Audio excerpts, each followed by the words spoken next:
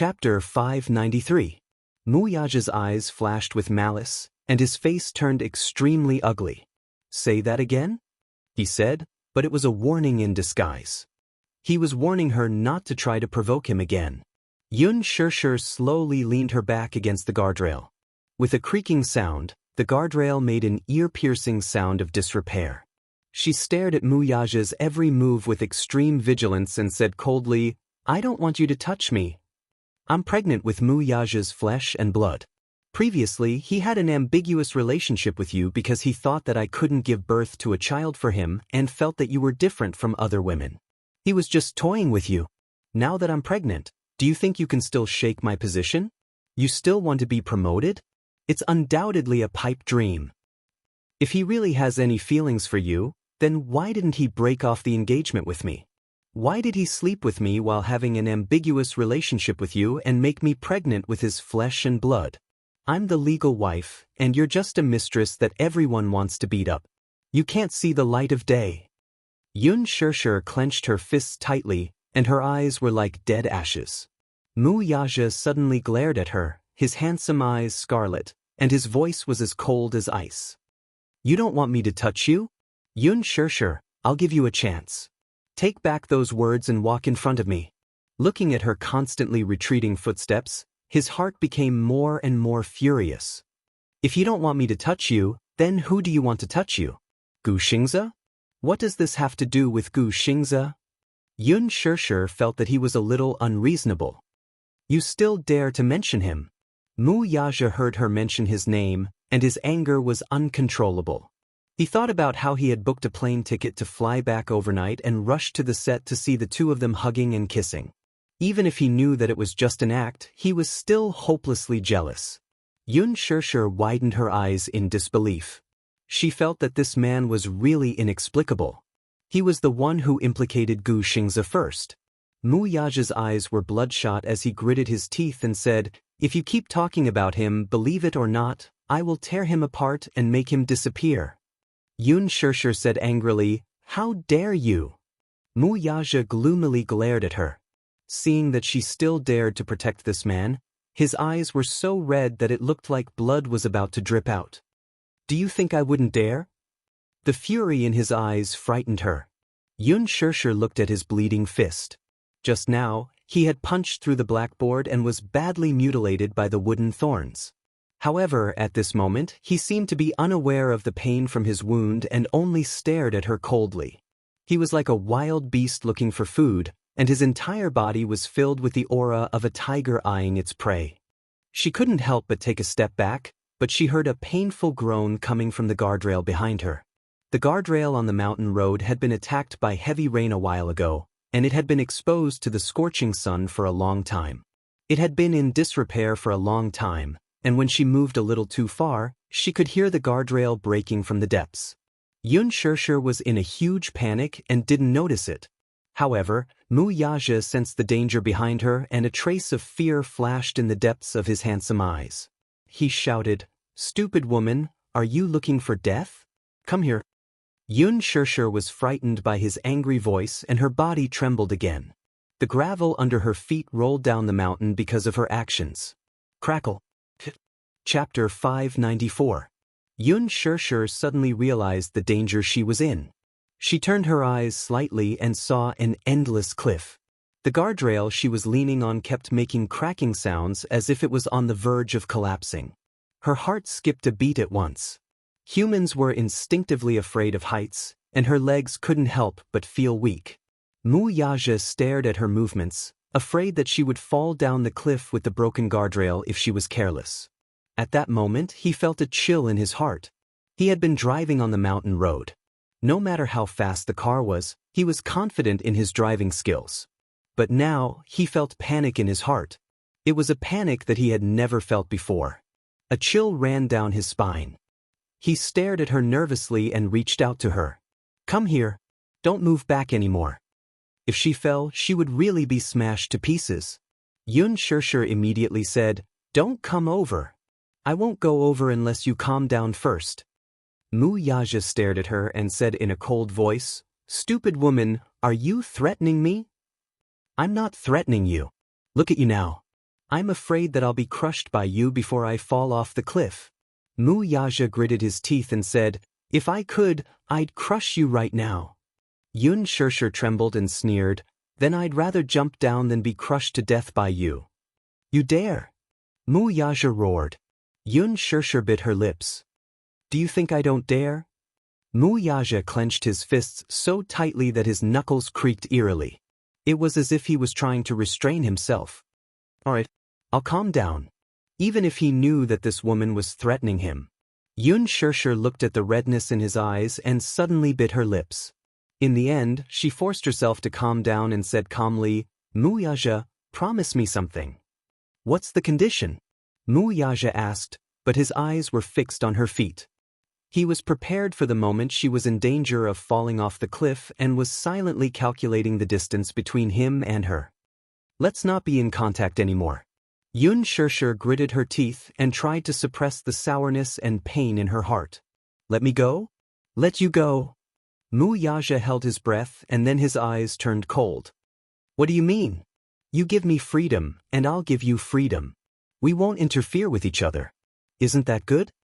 Yun Shirshir smiled bitterly. Let me go. His possessiveness, dominance, and dominance were almost suffocating, and he could not give her a sense of security. Perhaps relationships were tiring to begin with. She didn't want to bear it anymore. Mu Yaja stared at her without blinking. Reason? There's no reason. I just hate you. Yun Shirshir said calmly. I hate your dominance, I hate your arrogance, and I hate your self-assertion even more. My life has never been peaceful since I met you. Isn't that reason enough? Mu Yaja stared at her. The emotions in his eyes changed rapidly, but they were unfathomable. Suddenly, 3 words were forced out from between his lips. I agree. Chapter 595. Yun Shirshir slowly straightened her body and walked towards Mu Yaja. However, when she was halfway there, she saw Mu Yaja suddenly rushing towards her. He grabbed her wrist and pulled her into his embrace. It was a terrifying force. Yun Shirshir could see the uncharacteristic panic on his tense and handsome face. Was he worried about her? Was he afraid that she would really fall off the cliff? There was no time for her to react. Under the huge inertia, the two of them fell onto the hood of the sports car. Yun Shirshir groaned in pain. When she opened her eyes, Mu Yaja flipped her over and pinned her under his body. His tall figure almost blocked out the moonlight. A handsome face that was filled with anger came into view.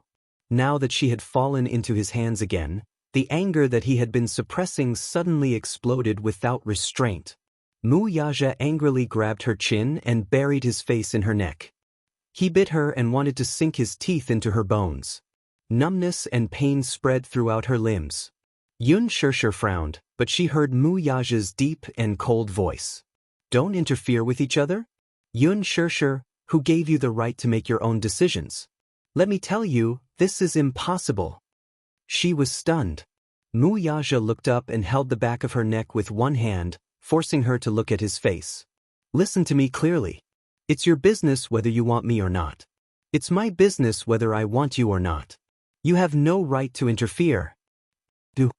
Yun Shirshir was so angry that she was at a loss for words. I want you for sure.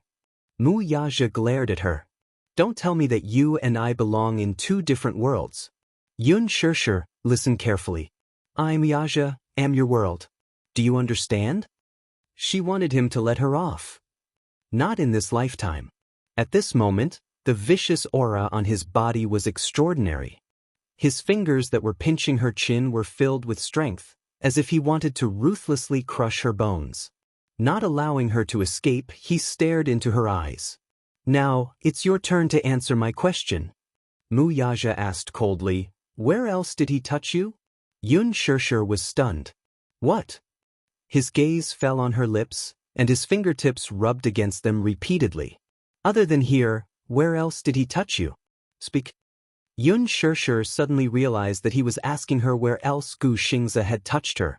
You won't let me touch you, but you let him touch you? What was he saying? Yun Shirshir flew into a rage out of humiliation. He didn't touch me. I saw it all. You're lying?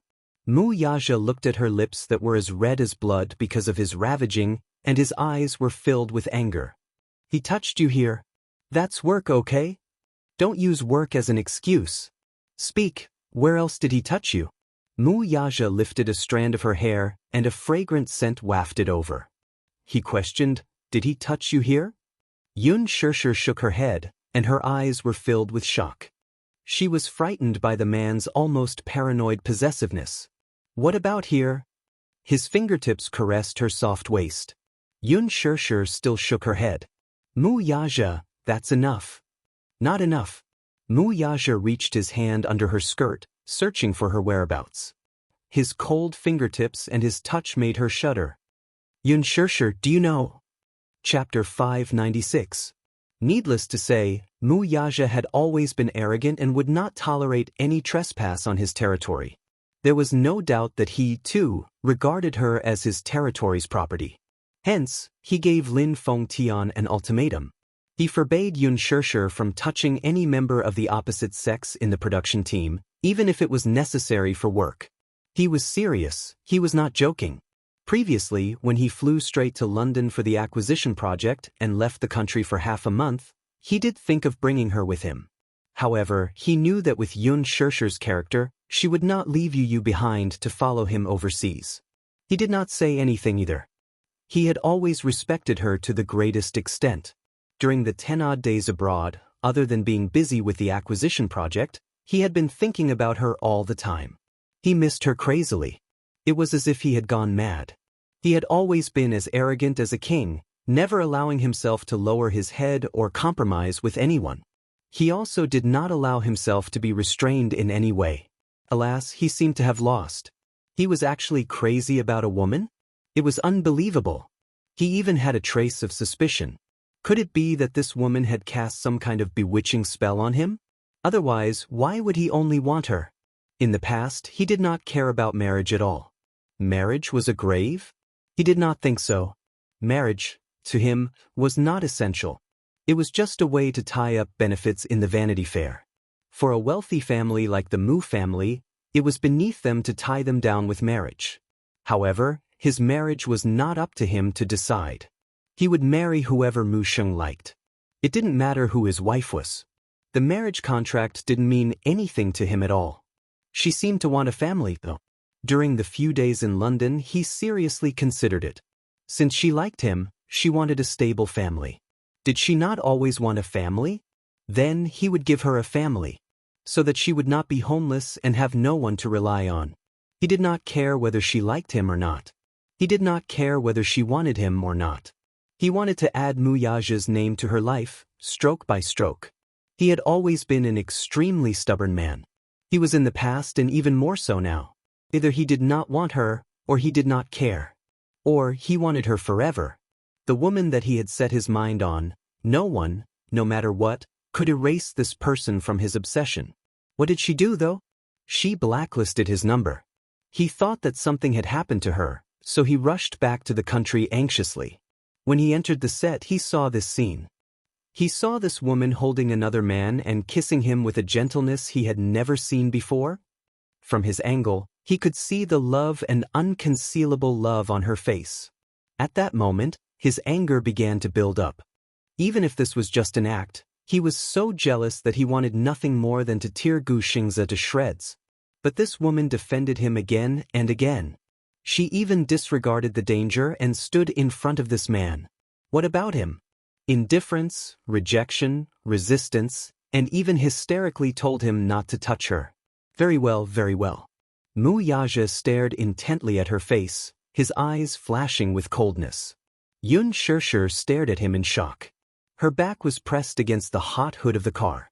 The scorching sensation was similar to Mu Yaja's anger at this moment. Chapter 597. When they returned to the villa, Mu Yaja carried Xianxia up expressionlessly. She struggled in his arms, but she couldn't resist at all. His arms were so strong and steady.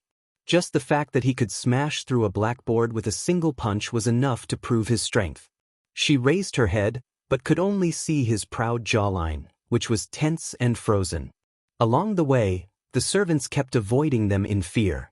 They had always been good at reading people's expressions. Young master didn't look good. They were afraid that they wouldn't be able to avoid him in time and would be implicated. Mu Yaja carried her into the bathroom in the master bedroom and placed her in the bathtub. Yun Shirshir's body was quickly submerged in the warm water. The bathtub was huge. It was 1 meter deep, 3 meters wide, and 5 meters long. Its capacity was shockingly large. Her body had just been thrown into the water, and the water quickly covered her head. Her body quickly sank into the water droplets. The warm water suddenly flowed into her nose, lips, and teeth. Yun Shirshir was caught off guard and choked on a mouthful of water. When she struggled to surface, Mu Yaja stood in front of the bathtub and sized her up expressionlessly. She was still wearing the set's clothes. She was wearing a middle school student uniform with a white shirt and an aqua blue pleated skirt. Her clothes were wet from the water and clung tightly to her body, ironing the curves of her exquisite body. Her white shirt was soaked in water, and her underwear could be vaguely seen. Her beautiful body was exposed to the air. But at this moment, she looked a little disheveled. Yun Shirshir stood there helplessly. Her face was half angry and half aggrieved. Her misty eyes glared at him angrily. Mu Yaja's heart ached a little. He couldn't help but want to pull her into his arms. His handsome eyes swept over her, landing on her 2 jade-like collarbones, her bright white skin, and her pair of jade-like legs. His eyes heated up. But when he thought of that dazzling scene, when he thought of her lips, wrists, and body that Xianxia had touched, the thought of her being tainted by another man. He couldn't control his anger, and his sharp gaze was like a sword that wanted to pierce through her body. He then said, "Wash it clean. Wash away all the places where that man touched you." With that, he slammed the door and left. Yun Shirshir stared blankly at his back as he slammed the door and left. Bang! The violent slamming of the door seemed to shake the entire bathroom. His icy cold gaze just now had undoubtedly pierced her. Did he think she was dirty? Was he complaining that she had been touched by someone else? But nothing had happened between her and Xianxia. He asked her to wash herself clean, but what about him? Could he clean every inch of his body that Mu Wanru had touched? Since he wanted her to be clean, fine, then she would do as he wished. Mu Yaja walked to the bar counter and opened a bottle of Lafite. He took a sip of the fragrant wine. He forced himself not to think about it, but he still couldn't control his emotions. Bang! He smashed the wine glass on the floor. It was as if he could only vent his anger by doing so. But it didn't seem to be enough to vent his anger. He waved his hand and swept a row of classic red wine on the table onto the floor, making a mess. Immediately, a servant came forward in fear and cleaned up the wreckage on the floor. Mu Yaja sat on the sofa for a full hour, but he didn't see her come out of the bathroom. Chapter 598. The moment he opened the door, he saw Yun Shirshir completely submerged in the bathtub. The bathtub was filled with foam, and her body was wrapped in a thick layer of foam. He felt as though a huge burden had been lifted off his shoulders. However, he immediately clenched his jaw and walked over with a heavy expression. "Have you washed yourself clean?" Yun Shirshir only cared about lowering her head and scrubbing her body vigorously. Her face was numb, and he didn't know how long she had been scrubbing like this. She used all her strength every time she scrubbed, as though she couldn't wait to scrape off a layer of skin. She acted as though she hadn't heard his question, as though she hadn't heard him at all. This woman was clearly angry with him. Her heart was clearly cold to him. Mu Yaja bent over with a gloomy expression and brushed away the layer of foam. However, his gaze turned cold. He saw that under the foam, her originally fair and flawless skin was now filled with a glaring dark red. However, it was as if she didn't feel any pain as she continued to scrub. Some of the especially tender areas actually started to bleed under her vigorous scrubbing. Damn it! What was she doing? Why was she scrubbing so hard? Didn't she feel pain? Her skin was so damn tender. Usually, he would be able to leave a red mark with just a gentle pinch, and it wouldn't dissipate for a long time. Even he couldn't bear to ravage her skin like this. What was she doing? Abusing herself? Using this as an excuse to provoke him? Taking revenge on him? Mu Yaja's heart ached. His heart ached so much that he wanted to snatch the bath towel from her hand. He was furious. Are you crazy?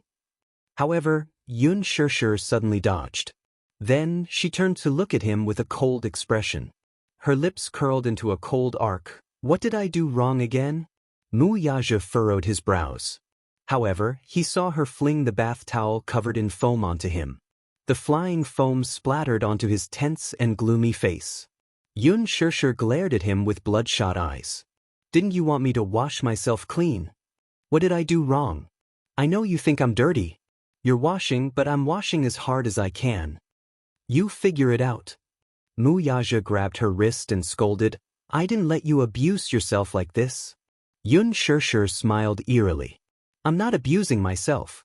It's just that if I don't wash myself like this, how can I wash myself clean? Her words were getting more and more infuriating. He warned her not to try to provoke her. But what about him? Wasn't every word he said trying to infuriate her? Stab her? Humiliate her? She despised every part of him that Mu Wanru had touched. Would he wash it clean?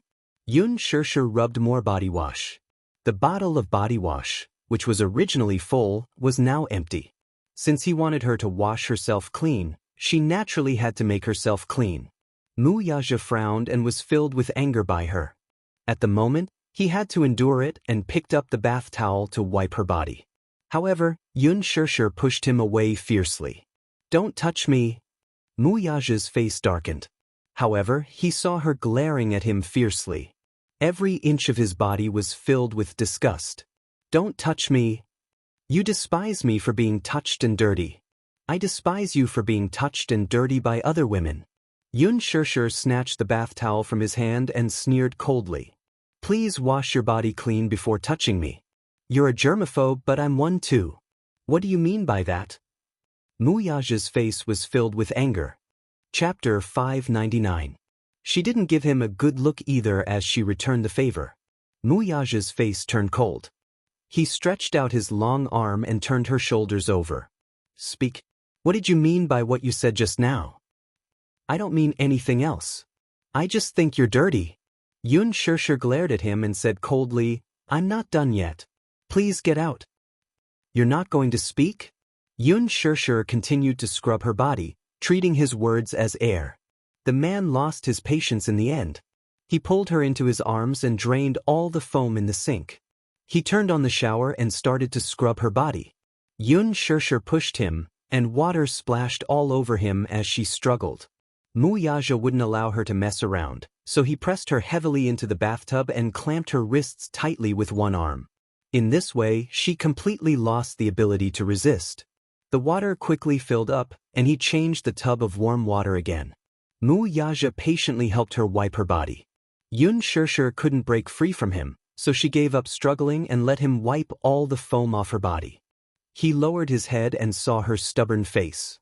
On her fair face, her eyes were misty and her red lips were pursed into a line. Even when he was wiping her, he didn't know what to do and hurt her, but even so, she didn't make a sound. She was as stubborn as an injured little beast. It was as if she was suppressing herself and isolating herself from the world. However, she didn't think about who was the one overturning the world at this moment. He was displeased by her indifference. Wuxia pinched her chin and asked her, Are you angry? Xianxia pursed her lips and didn't say anything. She ignored him and ignored him. No matter how many times he repeated himself, she turned a blind eye and treated him as air. She ignored him? Wuxia sneered. He wanted to see how long she could stand it. Xianxia closed her eyes tightly, but she suddenly felt a strange sensation coming from a certain part of her body. She was shocked and her body shivered. However, he didn't allow her to escape and easily held her in his arms. Xianxia glared at him angrily, her eyes red. Wuxia pressed her under his body. Just one arm pressed on her shoulder, and it was as if she was nailed. The difference in strength between the two of them was too great, and she couldn't fight him at all. She stared straight at him, watching as he took off his shirt with one hand and pressed his body down heavily. His thin lips sealed her tightly pursed lips. No matter how she tried to dodge, he had the ability to subdue her. The shower head was still spraying water. They let the warm water submerge their bodies. Wuxia pressed his lips against hers, unscrupulously and fiercely taking her. At first, she tried her best to endure and bite the root. Even if he was ruthless, she didn't make a sound. But Wuxia clearly wanted to torture her. She couldn't suppress the surging emotions in her body anymore. She couldn't help but moan and sink in it. Wuxia. She called out his name and made her last weak resistance. She reached out to push his shoulder, but he grabbed her hand. He looked down and sucked on her jade-like white fingertips. Gradually, his movements were no longer rash and gradually became gentle. Chapter 600. He carried her out of the bathroom. In the huge bedroom, he dominated the world. They spent the whole night together. He didn't remember how long it had been since he last touched her. He missed her so much that his body had been suppressed. In a daze, Xianxia couldn't remember how many times he had done it with her. However, his domineering nature was once again evident in matters of the heart. He kissed her eyebrows, her lips, and her collarbone. "This is mine." Then he kissed her shoulder blade, fingertips, and waist. "This is mine." He took her fiercely. Wuxia wanted her fiercely. "This can only belong to me." It was as if he wanted to carve his name, his breath, and his brand on her body. "Xianxia, every inch of your body is mine." Xianxia suddenly cried and complained uncontrollably. "What about you? Do you belong to me?" Wuxia paused in his actions as he looked at the woman who had suddenly burst into tears. "Do you belong to me here?" She touched his lips. "Do you belong to me here too?" She stroked his chest. "Did you say these words to Mu Wanru? Did you kiss her lips and want her like you want me? If I'm yours, what about Mu Wanru?" He was jealous. How could she not be jealous? He was mad with jealousy. How could she not be mad with jealousy? They were not equal. How could he ask her to belong to him completely? At dawn, Wuxia went into the bathroom to take a shower. Wearing a bathrobe, he walked slowly to the window and lit a cigarette expressionlessly. With the sound of the lighter, the mellow smell of burning tobacco filled the room. He stood in front of the floor-to-ceiling window. A wisp of pure and thick smoke dispersed from between his lips. Through the reflection of the window, the person on the bed was curled up helplessly in a deep sleep. He walked to the bed and sat on the edge. He lowered his head to look at her sleeping face. Even in deep sleep, her delicate eyebrows were still tightly knitted. Her black hair was scattered around the pillow, contrasting with her fair skin. She was inconceivably beautiful. He had done it a few times. Perhaps it was too hard, so her face was full of exhaustion. Wuxia reached out and lifted a strand of her hair. He lowered his eyes and sniffed the fragrance of her hair. Taking a deep breath, his handsome eyes suddenly opened slightly. Her words rang in his ears. "You want me to belong to you? Do you belong to me too? If I'm yours, what about Mu Wanru? Does she belong to you too? Do you belong to her too?" With his keen intuition, he guessed that something must have happened during this period of time. Mu Wanru? Did Mu Wanru tell her something? It was just a guess. Before she left the country, he had specially assigned a group of bodyguards to protect her no matter where she went. According to the report, she had been filming for the past few days and had not had much contact with anyone else. When Xianxia woke up, the sun was already high in the sky. The curtains were tightly drawn, and the thick darkness in the bedroom was almost suffocating. There was no one beside the bed. Holding her groggy head, she sat up on the bed and lifted the blanket.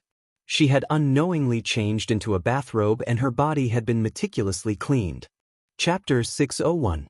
Xianxia heaved a sigh of relief. She struggled to move her body, only to realize that her thighs were sore and swollen.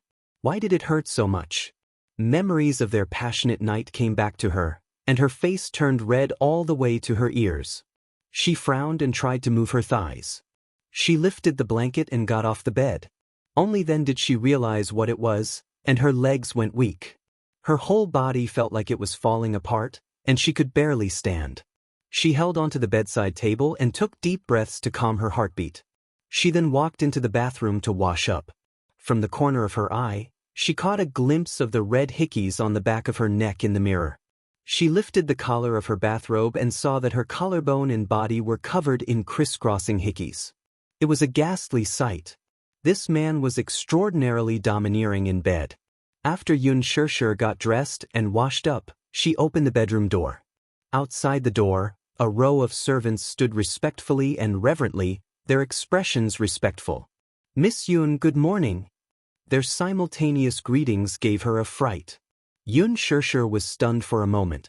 She looked around and saw a row of uniformed servants standing by the door with respectful and courteous smiles on their faces. "You all?" Xianxia put her hands behind her back uneasily. She subconsciously clutched her collar in an attempt to cover up the hickeys he had left on her body. "Young master has gone out. Lunch is ready for you." Sitting at the dining table, Xianxia looked at the sumptuous spread on the table. Even though it looked, smelled, and tasted good, she was not in the mood to taste it. It was as if she was chewing on wax. The Mu family.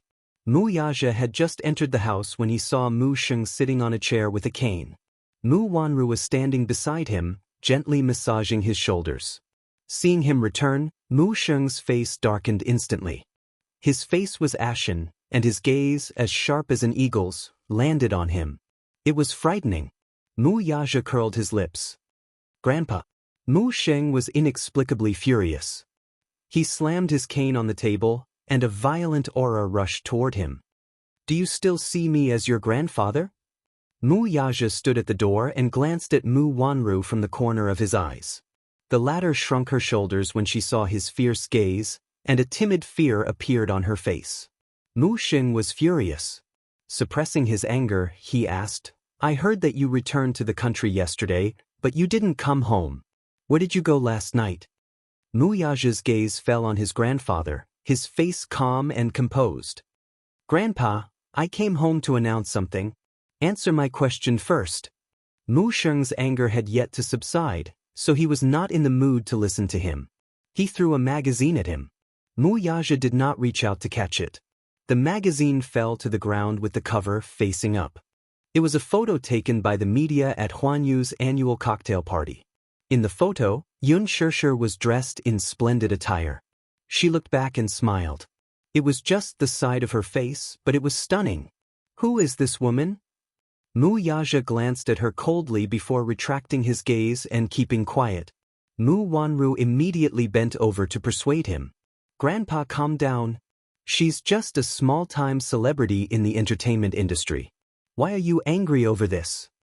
Chapter 602. Such a woman can forget about stepping into the Mu family. "Grandpa, don't make things difficult for him.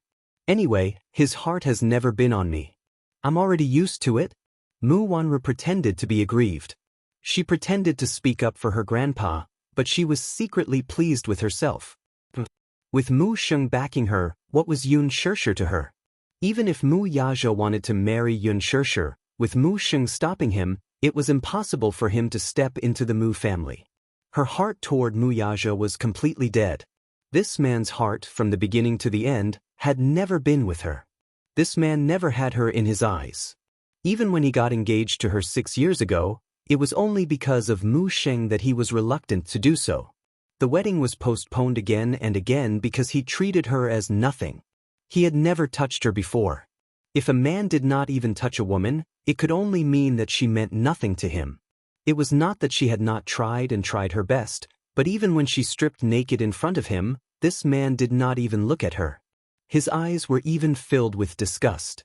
She had the title of the Mu family's young madam, but it was only in name. Right now, though, the most important thing for her was to establish her status as young Madam Mu and get married to Mu Yaja as soon as possible. Besides that, so what if Mu Yaja did not love her? With wealth and glory, she did not care if she could not win Mu Yaja's heart. This was the sad part of a rich family's marriage. Thinking of this, she felt relieved. Mu Sheng did not know what Mu Wanru was thinking. He only saw the lonely and sad expression on her face. His heart ached for her tolerance and compromise. He felt even more indignant for her. He turned to glare at Mu Yaja, his face flushed red with anger. "Yaja, look at how Wanru treats you and how you treat her. Grandpa doesn't care if you're just toying with that woman or not. As an experienced person, Grandpa can tell you that none of the actresses in the entertainment industry are good. They look pure on the surface, but deep down, they're lewd and despicable. I don't care about anything. Anyway, Wanru's status as the legal wife is right here, and no one can replace her. Mu Yaja sneered and curled his lips. Legal wife? Mu Xing did not notice the playfulness and mockery that flashed past his eyes. His anger dissipated a little under Mu Wanru's consolation. Calmly, he said, "If you like any woman, even if you want to marry her as your second wife, Grandpa won't have any objections as long as the girl's family background is clean." But which woman in the entertainment industry didn't want to climb up the social ladder? Even if she marries into the Mu family as a concubine, I will never allow it. Climb the social ladder? Yun Shirshir needed to be rich? Mu Yaja even suspected that if he let Yun Shirshir marry into the Mu family, her precious son might not even care about the Mu family. A 7-year-old child controlled the world's #1 toy empire. Just as he said, this child was not as simple as he thought. You might not even care about the Mu family. Yun Tianyo's arrogant words still rang in his ears. Mu Yaja, let me tell you, Mommy is a treasure in my heart. If you want to dote on my mommy, you must do so legitimately. Chapter 603. Yun Shirshir, on the other hand, wanted a family.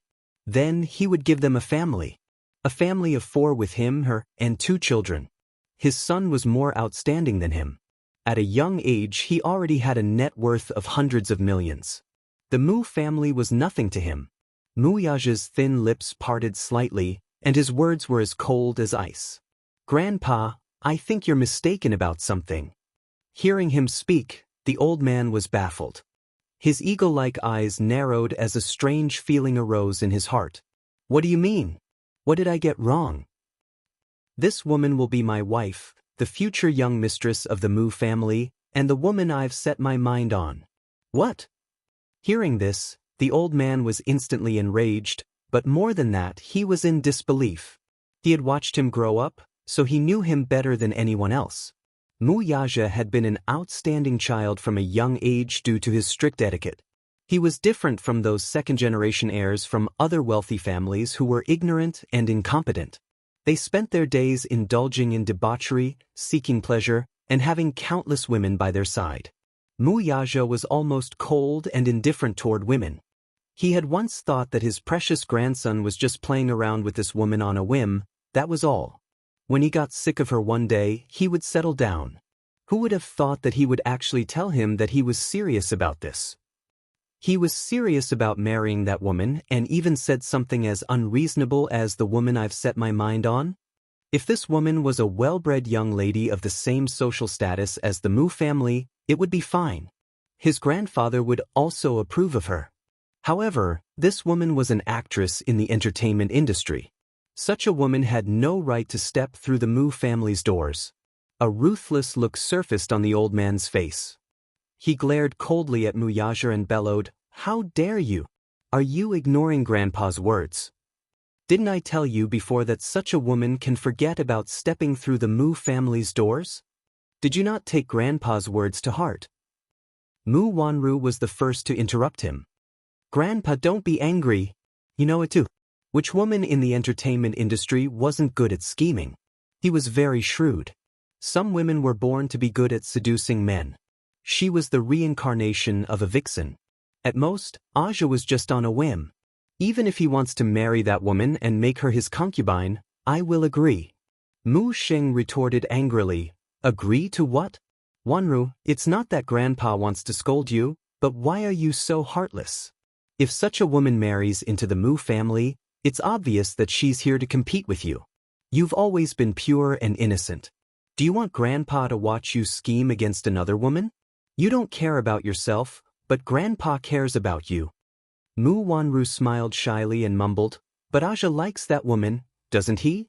There was nothing he could do about it. I also hope that he can dote on me more, but feelings can't be forced." Mu Yaja's handsome eyes narrowed as his gaze landed on Mu Wanru. She was born with an extremely pleasing mouth. Her words were sweeter than honey and could coax the old man into submission. It was no wonder that he doted on her so much, to the point of doting on her to the bone. She usually put in a lot of effort into him. Chapter 604. Just like the other old people, he lacked companionship and protection.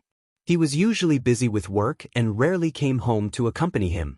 For some reason, Xiao Yichen was not close to the old man. Hence, the person who spent the most time with him was Mu Wanru. Mu Wanru had spent a lot of effort on him. He arranged for her to be the HR director of Dishan Group and a core member of the board of directors.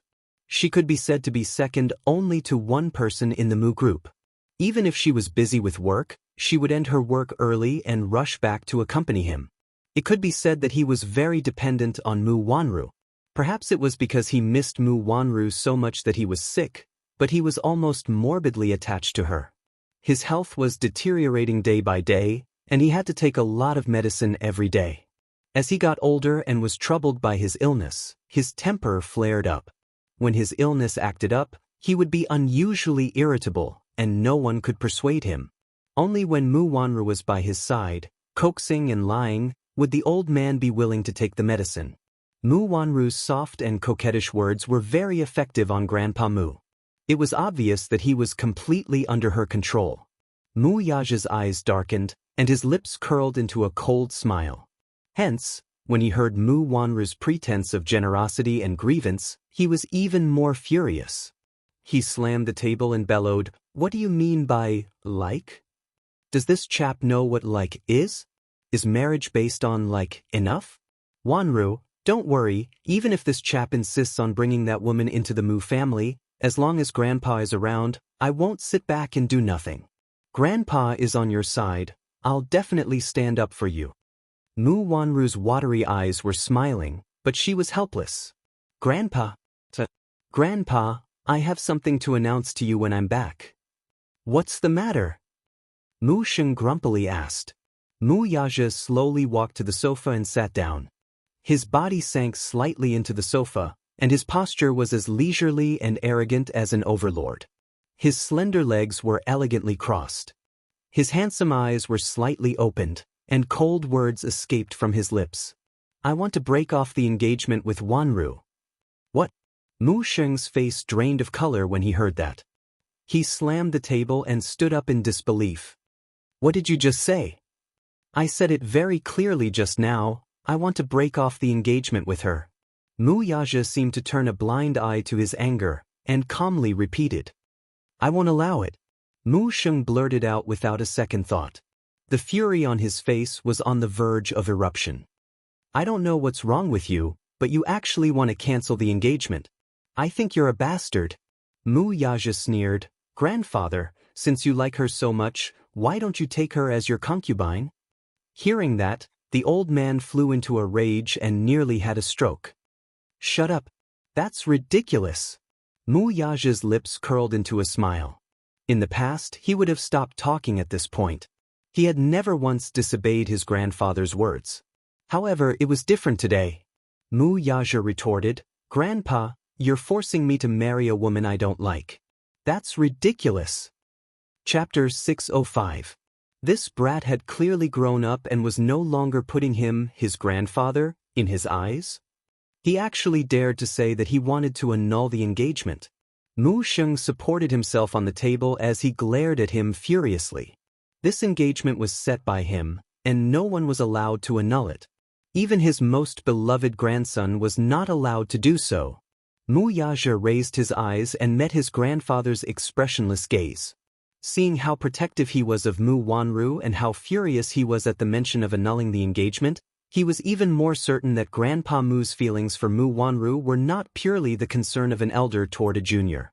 Instead, it was an obsession that was almost twisted and sick.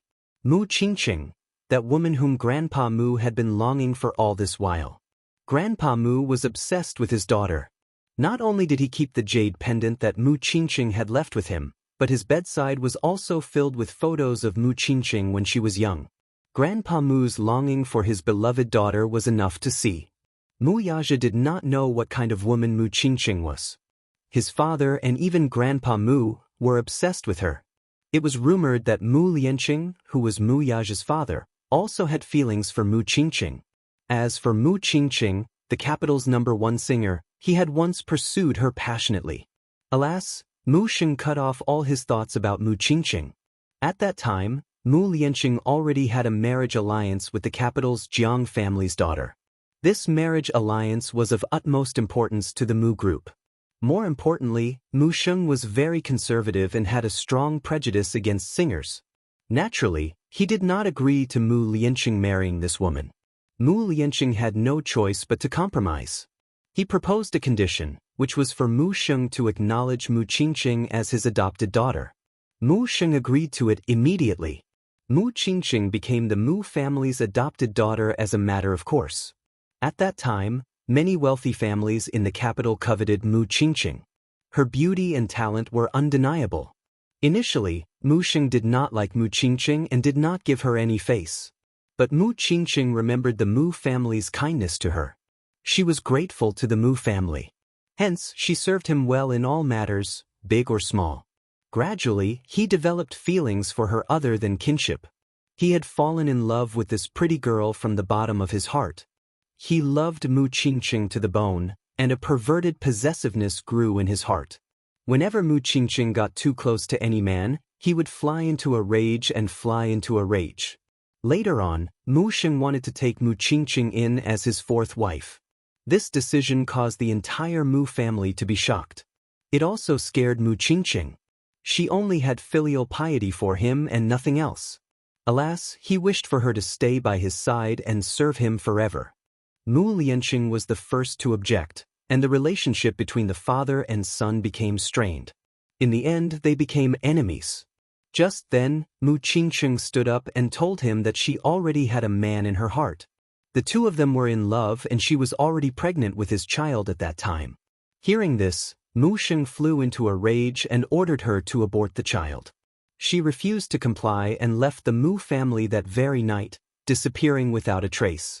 Chapter 606. In fact, that was not the case.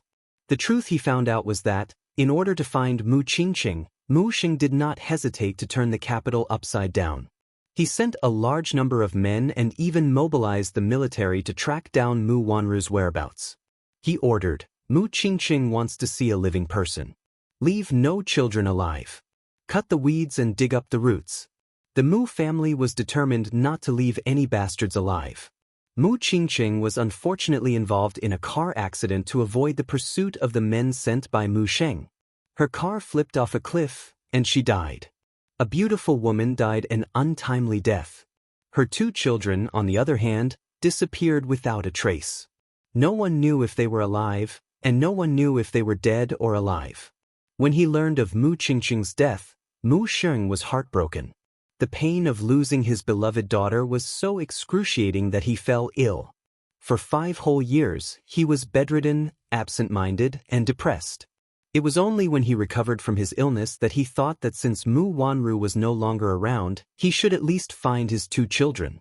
15 years ago, due to a freak combination of factors, Mu Wanru was brought back to the Mu family by Mu Sheng. He truly doted on her, just like how he doted on Mu Wanru back then. However, this doting was not so pure. When they were young, Mu Yaja happened to pass by the living room and saw Mu Wanru taking an afternoon nap on the sofa. Mu Sheng sat by the sofa and watched her quietly. From time to time, he would brush away her messy hair and caress her cheeks with his old fingers. His eyes were fixed on her face. It was as if he could see Mu Qingqing's shadow through Mu Wanru.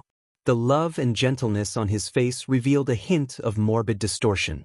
He lowered his head and kissed Mu Wanru on the lips. Mu Yaja knew in his heart that the reason why Mu Sheng arranged this marriage was because his obsession and lovesickness for Mu Wanru was in his bones.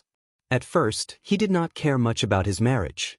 He thought that marriage was nothing more than a formality, and anyone could do it. Now, however, he had his own obsession. He was determined to call off the engagement. Mu Yaja no longer looked at Mu Sheng's ruthless face. Instead, he slowly stood up. His lips curled into a disdainful smile. Grandpa, no matter what you think, I've made up my mind. I'll hold a family meeting to announce the cancellation of my engagement with her. You dare? Mu Sheng, too, stood up with the help of his walking stick. Glaring at him, his wrinkled hand trembled as he gripped the walking stick tightly. As long as I'm around, your marriage agreement will be valid for a day. I will never allow you to cancel your engagement with Wanru. And you. Muyaja, Muyaja. After saying that, he walked upstairs. He was infuriated. This rascal was clearly going to fight him to the end. For a lowly actress in the entertainment industry, he actually ignored his orders. Shocked and furious, he threw the cane in his hand at Muyaja's back. Pa! A slap sounded. The agarwood cane fell heavily on his back. Muyaja paused and slowly turned around. His eyes were filled with arrogance and coldness as he looked at Mu Sheng. Mu Wanru was shocked to see this. She hurried forward to support the trembling Mu Sheng.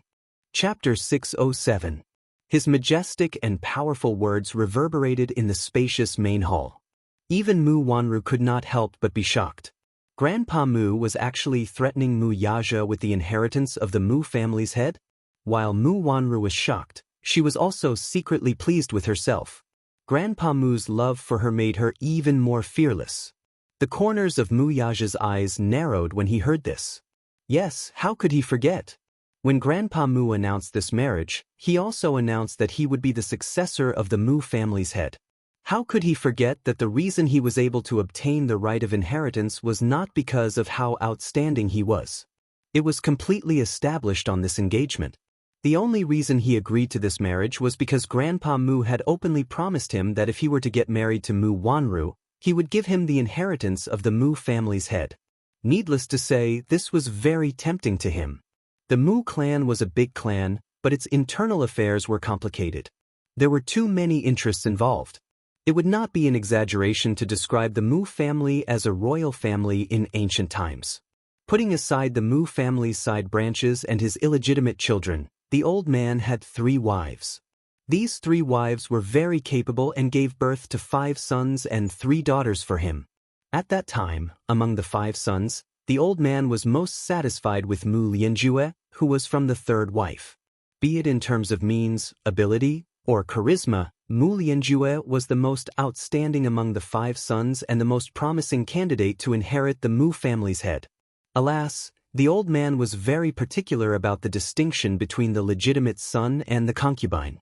No matter how outstanding Mu Lianjue was and how much he admired him, he was still a concubine's son. He felt that a concubine's son would not be able to enter the Hall of Elegance. Since ancient times, there was no reason for a concubine's son to inherit the family's head. Mu Lianqing was the legitimate son. Although he was not as outstanding as Mu Lianjue in all aspects, he was still a candidate for the family's head due to his status as a legitimate son. It was just that this Mu Lianqing was about to take over the Mu clan's authority, but he passed away at such a young age. As a result, the position of the Mu clan's patriarch had always been empty. As for the Mu group's authority, it had always been in Mu Xing's hands. However, he was getting on in years, and he had yet to choose a successor, which inevitably caused internal strife within the family. In ancient times, there was a 9 dragons competition for the throne. At that time, Emperor Kangxi had 24 sons, and 9 of them participated in the competition for the throne. Looking at the rich and powerful families, in order to fight for the position of patriarch and become the master of the family, there were many cases where brothers in the family turned against each other and killed each other. That was because he was anxious to select a successor to be the Mu family's head so as to stabilize the family's internal affairs and prevent unnecessary turmoil. Mu Sheng had been looking for the next family head, and Mu Yaja was the one he was most satisfied with. Even though Mu Yaja was only 14 at that time, he had already won Mu Sheng's admiration. He felt that among the many young people, Mu Yaja's ability was incomparably eye-catching. At that time, the young Mu Yaja was also eager to obtain the right to be the Mu family's head so as to stabilize his position in the family. Mu Lianqing passed away early, leaving behind an orphan and a widow. Mu Yaja was only 14 years old, but he was already well-versed in the rich and powerful families. If he did not have authority, he would only be bullied without being able to retaliate. Chapter 608. Hence, Mu Yaja silently agreed to this marriage. Hence, he became the sole successor of the Mu family. He entered the Mu group at the age of 18. Ever since he took over the reins of the Mu Group at the age of 20 and took over the position as Disheng Financial Group's CEO, 9 years of hardships had entrenched his power. The huge Disheng Group was now completely under his control. If he were to leave, the huge Mu Group would probably collapse overnight. Without him, Disheng would only become a wasteland. Now, Mu Sheng was actually threatening him with the inheritance rights? What a joke! Did Mu Sheng really think that he would care about the Mu family's inheritance rights now? He was no longer the Mu Yaja of 15 years ago. He turned around and fixed his gaze on Mu Sheng. His eyes were bone-chilling and cold. Just as Mu Sheng thought that he would compromise and retract his rebellious words, he heard Mu Yaja's lips curl up expressionlessly. Arrogant and cold words escaped from his lips. You can give the Mu family's inheritance rights to whoever you want. Mu Sheng's face darkened when he heard this. What did you say? I've made myself very clear. Mu Yaja smiled. His tone was laced with mockery. Grandpa is indeed getting old. I'm afraid that my ears are not working well anymore. Unfilial son. You've really grown up. Mu Sheng was infuriated by his son's words. He clutched his chest tightly as anger surged in his chest. Are you really going to give up your inheritance rights for a despicable woman? Are you really going to give up everything for her, even if it means giving up your inheritance rights and losing everything? Mu Yaja sneered, dismissing his ridiculous words. The Mu Group will lose everything if it loses me. Mu Sheng's murky eyes narrowed dangerously. This lad is really arrogant. Mu Sheng narrowed his eyes. He had always known his grandson's character. He was incomparably arrogant and would never take any threats seriously. However, in the end, he was still too young, too arrogant, and even somewhat ignorant of the immensity of heaven and earth. Did he really think that the huge Mu Group would become a pile of loose sand without him? Clearly, the old man did not buy it. However, the old man was still shocked by Mu Yaja's arrogant words. This kid, at such a young age, had far more courage than he had in the past. Unknowingly, he had already become a figure that could not be underestimated. The younger generation would surpass the older. Even if he didn't believe it, he still had to carefully weigh how much power this kid had. Mu Sheng's face darkened. He was not serious with his earlier words and did not intend to remove him from the family head's position. He was merely trying to scare the lad, but he did not expect the latter to be so insolent and lose his confidence instead. Mu Yaja suddenly said in a deep voice, Also, Grandpa, please be clear that she's not a despicable woman. She's the woman that I, Mu Yaja, have set my eyes on. After a pause, his cold and mocking gaze landed on Mu Wanru, who had a complicated expression on her face. He coldly retorted, Compared to her, Grandpa, you want me to marry a woman of unknown origin. Don't you think this is the most ridiculous thing? Chapter 609. Isn't that the case? Grandpa, are you so sure that this woman is the one you're looking for? Mu Yaja's face instantly turned cold. His gaze landed on Mu Wanru's pale face and his lips curled into a mocking smile. Take a closer look at her. How is she similar to the woman you're longing for? Mu Wanru's heart sank as she looked at Mu Yaja's cold expression. She had always been good at reading people's expressions. With just one look, she knew that this man had lost his patience with her. Hearing this, Mu Sheng followed Mu Yaja's gaze to Mu Wanru's face. His gaze was probing and scrutinizing. The blatant suspicion in his eyes made Mu Wanru's face turn pale. She subconsciously took a step back in fright. Clutching her clothes, she called out weakly and helplessly, Grandpa. Her innocent and pitiful eyes brought him back to his senses. He immediately denied it. Impossible. She's Xianxia's daughter. She had done 2 consecutive paternity tests, and the results proved that she was Mu Xianxia's daughter. So what if her features were not similar? This did not constitute evidence. Mu Yaja sneered. Just as he was about to speak, Mu Wanru gently interrupted him. Grandpa, she pursed her lips and walked to him with a lonely and helpless expression. Holding his hand, she said sadly, Since he wants to cancel the engagement with me, how can I force him? He doesn't have me in his heart, so it's fine to cancel the engagement. Anyway, I only want to be by Grandpa's side for the rest of my life. Grandpa, Please don't chase me away. I can't bear to part with Grandpa. I only want to be by your side. It's just that. Halfway through her words, she lowered her eyelashes in incomparable sadness. Her hands slowly moved to her flat lower abdomen, and her lips couldn't help but tremble slightly in sadness. When Mu Sheng saw this, he thought that she was upset over Mu Yaja's annulment. He felt guilty and heartache at the same time. Just as his hand touched the back of her hand, 2 streams of tears rolled down her cheeks and dripped onto the withered back of his hand, wetting it. "What's wrong?" he asked in a panic. "Grandpa, what should I do? What about the baby in my belly?" Mu Wanru suddenly gritted her teeth and made up her mind. Then she pretended to break down and cried bitterly, "What should I do with my child?" Mu Sheng was taken aback, and a puzzled look surfaced on his face.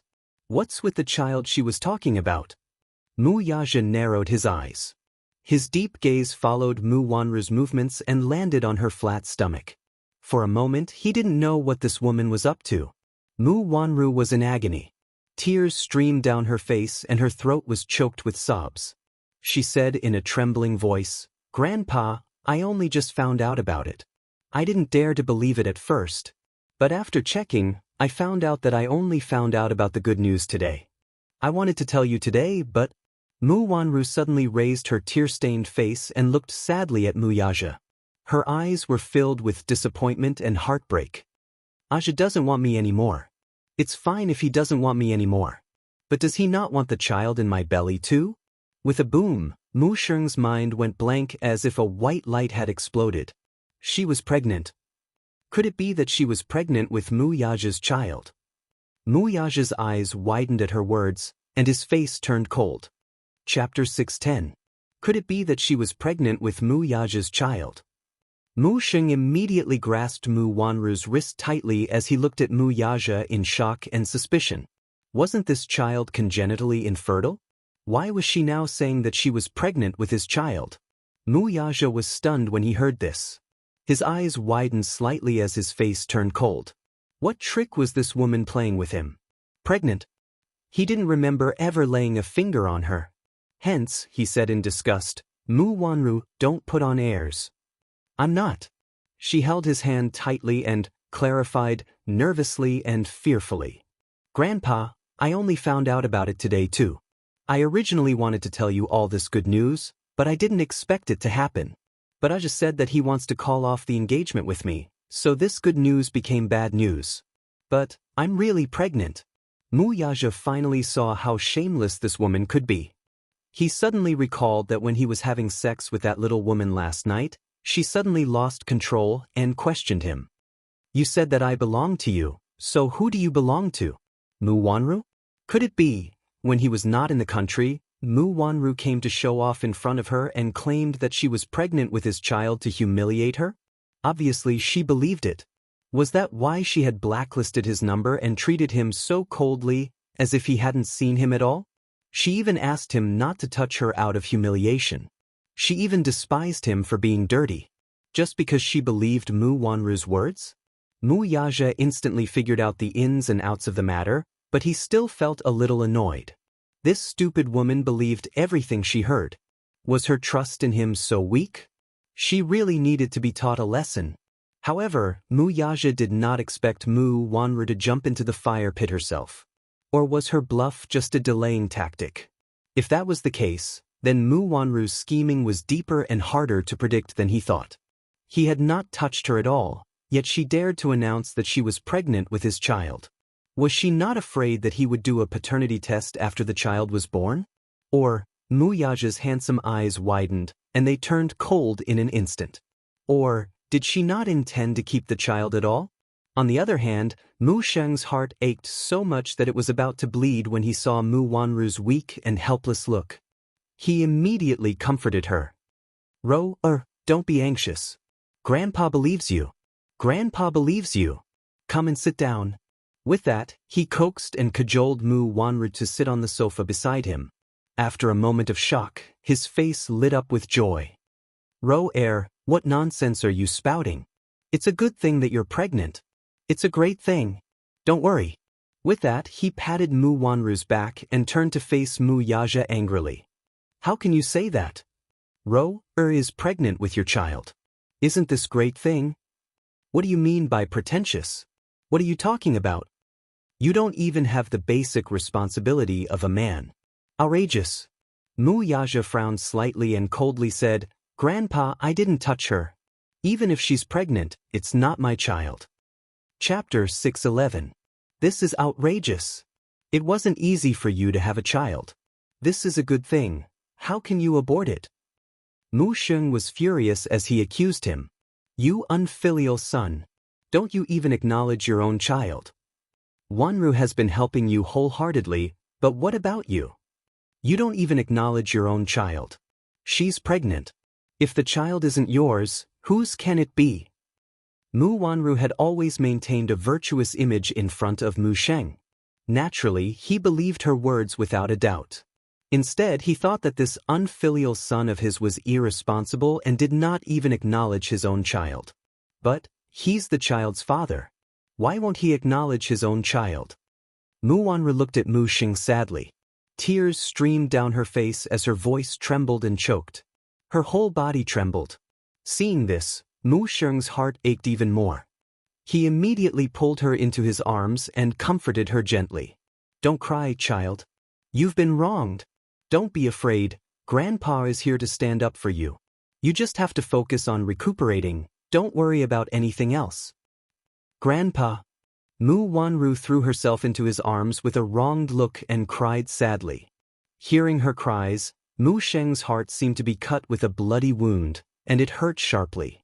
Mu Yaja raised a brow slightly, his lips pursed and stiff. This woman's acting skills are superb. Those best actresses in the entertainment industry can't even compare to half of her acting skills. If not for his sense of propriety, he would have been deceived by her innocent face and suspected whose child the child in her stomach belonged to. Regarding this, he did not intend to explain further. In this situation, Mu Sheng only believed Mu Wanru's side of the story. No matter how he explained, he would not be able to defend himself. On the other side, Mu Sheng's heart ached as he covered the back of Mu Wanru's hand and comforted her. Don't be sad. If he doesn't acknowledge this child, Grandpa will. Sai, you have to think about yourself. You're pregnant now, don't cry. Mu Wanru's bluff was done out of desperation. She had no choice but to resort to it. In order to protect his identity from being exposed, he did not hesitate to take the risk. She was keenly aware that Mu Yaja must have seen through her identity, but she didn't know when he realized it. Let's not talk about this for now.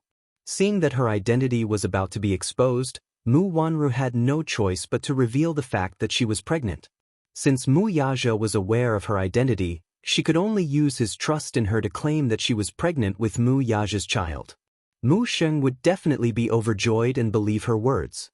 He would then arrange her marriage with Mu Yaja as soon as possible. Once the wedding was completed, she would officially become the young madam of the Mu family.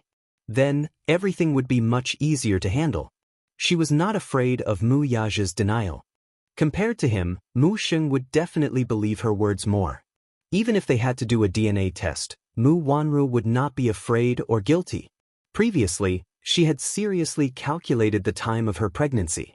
It had only been 5 weeks since she had sex with Aaron. That was during her safe period, so it was impossible for her to have conceived at that time. Hence, according to the world's judgment, she estimated that she was about 3.5 weeks pregnant. Chapter 6:12. A paternity test was not something he could do just because he wanted to. Even if he insisted on having her undergo an amniocentesis, Mu Sheng would not agree to it. This was because the amniocentesis needed to be done under mature conditions. If it was done too early, there was a high risk of miscarriage. Usually, amniocentesis could only be done after 3 months of pregnancy. Mu Sheng had always valued the Mu family's bloodline, so naturally, he would not allow it so easily. With his protection, she could ensure her safety for at least 2 months. This meant that she still had 2 months. 2 months later, she had plenty of ways to let nature take its course for her miscarriage. By then, as long as she acted quickly, Mu Yaja would be helpless even if he wanted to prove that the child was not his. It was as she had expected. Mu Yaja stood on the escalator and watched this farce from above. She heard him say coldly, "Won't the truth be out if the child is mine after a paternity test?" Mu Wanru raised her head and said righteously, "Fine. I'll do it with you. If you want to do a paternity test with me, then I'll do it with you. This way I can prove my innocence." She met his cold gaze without a trace of guilt or panic on her face. To a certain extent, this was undoubtedly a provocation. Mu Yaja's eyes darkened, but he heard Mu Sheng cut her off sternly. "No." The third madam had undergone an amniocentesis before, so he knew very well that it was quite dangerous for the fetus and could easily lead to a miscarriage. He slammed the table and stood up, scolding Mu Yaja, "This is outrageous. Can the child still be saved if we do an amniocentesis now?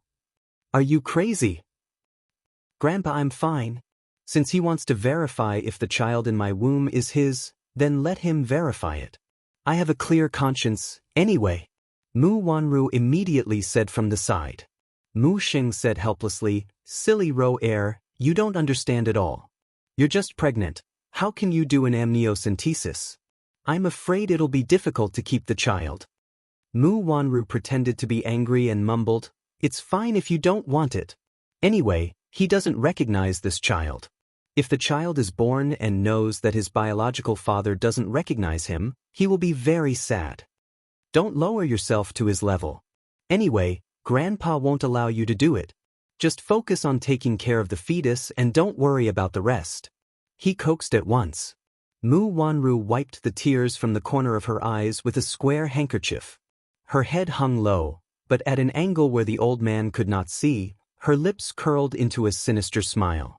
Mu Yaja did not miss the sinister smirk on her face. The man frowned, but then he thought of something and his thin lips suddenly curled up coldly. He seemed to know who this child belonged to. He had to admit that this woman was very thoughtful. She was meticulous in everything, no matter how big or small. She didn't leave out any clues. Presumably, this was just her stalling tactic. After these 3 months, she would definitely quietly create an accident so that the child in her belly would naturally be aborted, wouldn't she? But this woman was still too naive. He had long expected this. 6 years ago, when they got engaged, Mu Sheng urged him to get married as soon as possible. The old man did not want to delay their wedding too much. He wholeheartedly hoped that the two would get married and have children as soon as possible so that the Mu family could flourish. Chapter 613. Alas, Mu Wanru was merely a pawn he used in exchange for the inheritance of the Mu family. He could get engaged to her, and he did not mind getting married to her.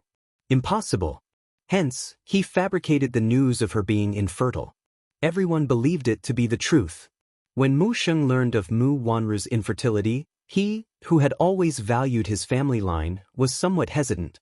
The marriage was delayed again and again because of this. Mu Wanru also believed it to be true and thought that she was infertile. Unbeknownst to her, she was merely a pawn in the man's game of chess from the start. Moreover, he already had evidence of her cheating on him. Be it the audio tape or the CCTV footage, how could the evidence in his hands not prove her innocence? This woman was too naive. Playing such a clumsy game with him was truly laughable. Was she really so naive to think that he would not be able to produce evidence of her cheating other than an amniocentesis and a paternity test? Mu Yaja smiled. "Grandpa, if you find out one day that the child in her stomach is not mine, what will you do?" Mu Sheng's heart skipped a beat as he looked at him. Then his doubtful gaze landed on Mu Wanru. Hearing this, the latter shook her head innocently and said timidly, "Grandpa, you must believe me. If it's possible, I can do a paternity test now. He can deny the child in my stomach, but he can't belittle my innocence like this." Mu Sheng hurriedly said, Grandpa believes you. When the child in your stomach is 5 months old, we can do a paternity test to prove your innocence." "All right, I'll produce evidence to prove your innocence." Mu Yaja's face was calm, and his eyes were cold. He then turned around and went upstairs expressionlessly. His cold voice made Mu Wanru's bones tremble uncontrollably. This man seemed to be scarier than she had imagined. What other tricks did he have up his sleeve that she didn't know about? Mu Wanru couldn't help but feel a little flustered. She didn't know if he really had some secret evidence in his hands. She was very careful, so she shouldn't have left any traces behind. He shouldn't be caught red-handed. However, Mu Yaja's eyes flashed with disdain and fierceness, as if he really had something that could be used against her. She couldn't suppress the panic in her heart. She couldn't help but feel that this man must have evidence of her in his hands. Otherwise, he wouldn't be so calm as if victory was within his grasp. Ever since she said that she was pregnant, his face had never revealed a look of surprise. It was as if he had expected this. Could it be that he knew she could get pregnant? Thinking of this possibility, Mu Wanru couldn't help but break out in cold sweat. Regarding her diagnosis of infertility 6 years ago, there were still a lot of doubts and doubts. It was very strange. She had never believed that it was impossible for her to conceive. Could it be that this man was the one behind this matter? Thinking of this, Mu Wanru instantly broke out in cold sweat. Her lips trembled uncontrollably from immense fear. Mu Sheng touched her hand and felt that her fingertips were extremely cold. He looked up and saw the cold sweat rolling down her face. The fear in her eyes could no longer be concealed and was on the verge of bursting out. Chapter 614. Mu Wanru held his hands, intending to add fuel to the fire. "Grandpa, I'm scared. I'm really scared. You have to believe me. If the child in my stomach isn't his, who else can it be? Didn't he accuse me of having an affair with another man? How can I do that? Grandpa, you have to believe me. I won't do anything to let him, you, or the Mu family down. Am I right?" The old man nodded his head repeatedly, clearly believing her words. "I believe you. How can my do such a thing? Grandpa believes you. But he really wants to do a paternity test with me. Grandpa, it's not that I don't dare to do it, it's just that I can't bear to part with this child. If the child in my stomach gets hurt, I really don't know if I can still have a child in this lifetime." Mu Wanru's tearful and pitiful look made his heart ache even more.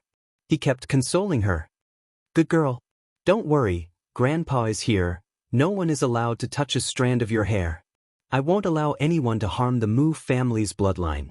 Don't be sad, even if he doesn't acknowledge this child, Grandpa will." Mu Wanru was overjoyed, but her face revealed an aggrieved and touched expression.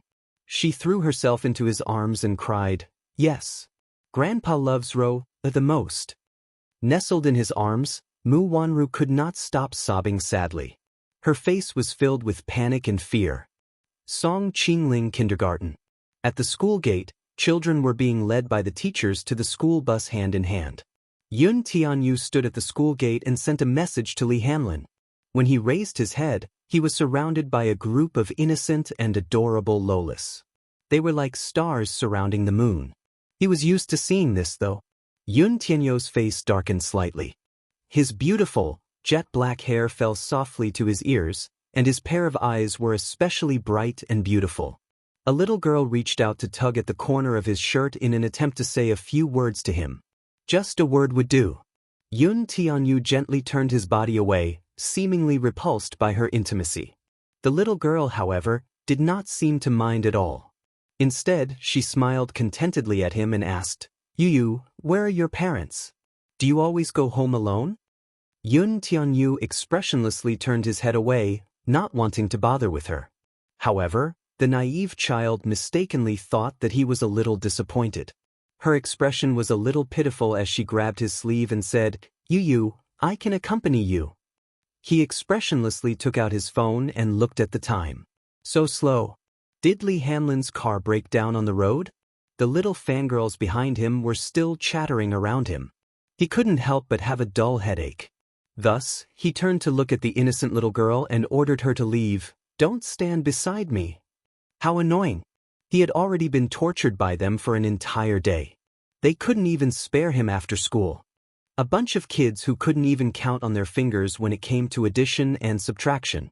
How could they communicate with each other when their IQs were not even on the same channel? Yu was the little Prince Charming in the kindergarten. Not only the little girls, but even the teachers from other classes would often run to the classroom door and look at him through the window as if they were fangirls. "Aya, so cute. If I can have such a cute baby, I'll be so happy. Chapter 6:15. Tiske, how annoying. It was like a rare animal being watched all day long. It was really annoying. What was it about his mommy saving the universe in her past life?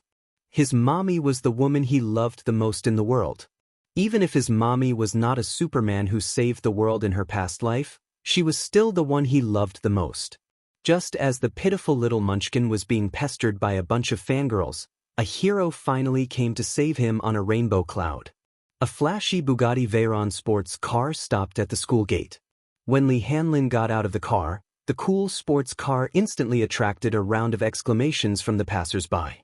Oh God! Bugatti Veyron. This is a limited edition sports car. It's very expensive. I've seen it in a magazine. This sports car is worth tens of millions. Oh God!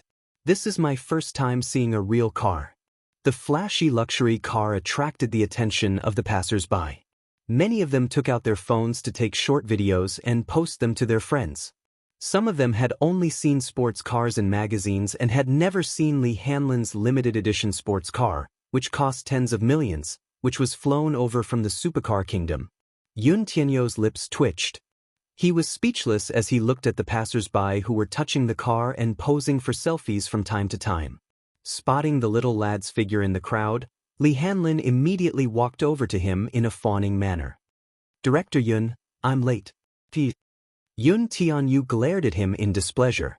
Just as he was about to flare up, Li Hanlin, who seemed to know what he was going to say next, hurriedly kowtowed to him and begged for mercy.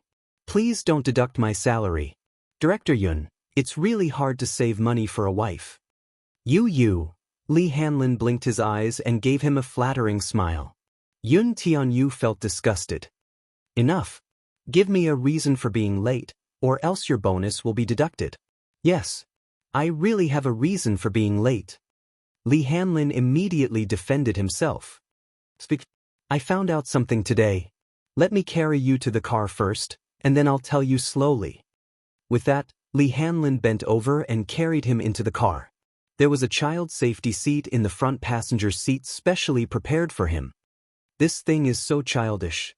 I'm not a child, I don't want to sit on it.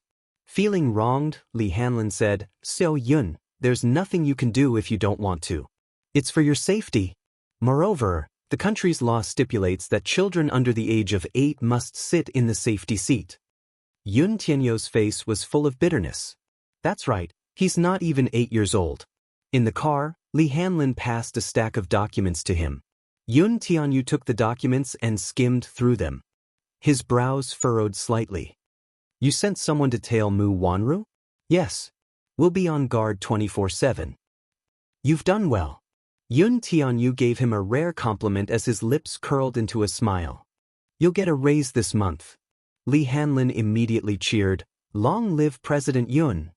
Yun Tianyou lowered his head and flipped through a few more documents. His gaze suddenly landed on a pregnancy diagnosis report.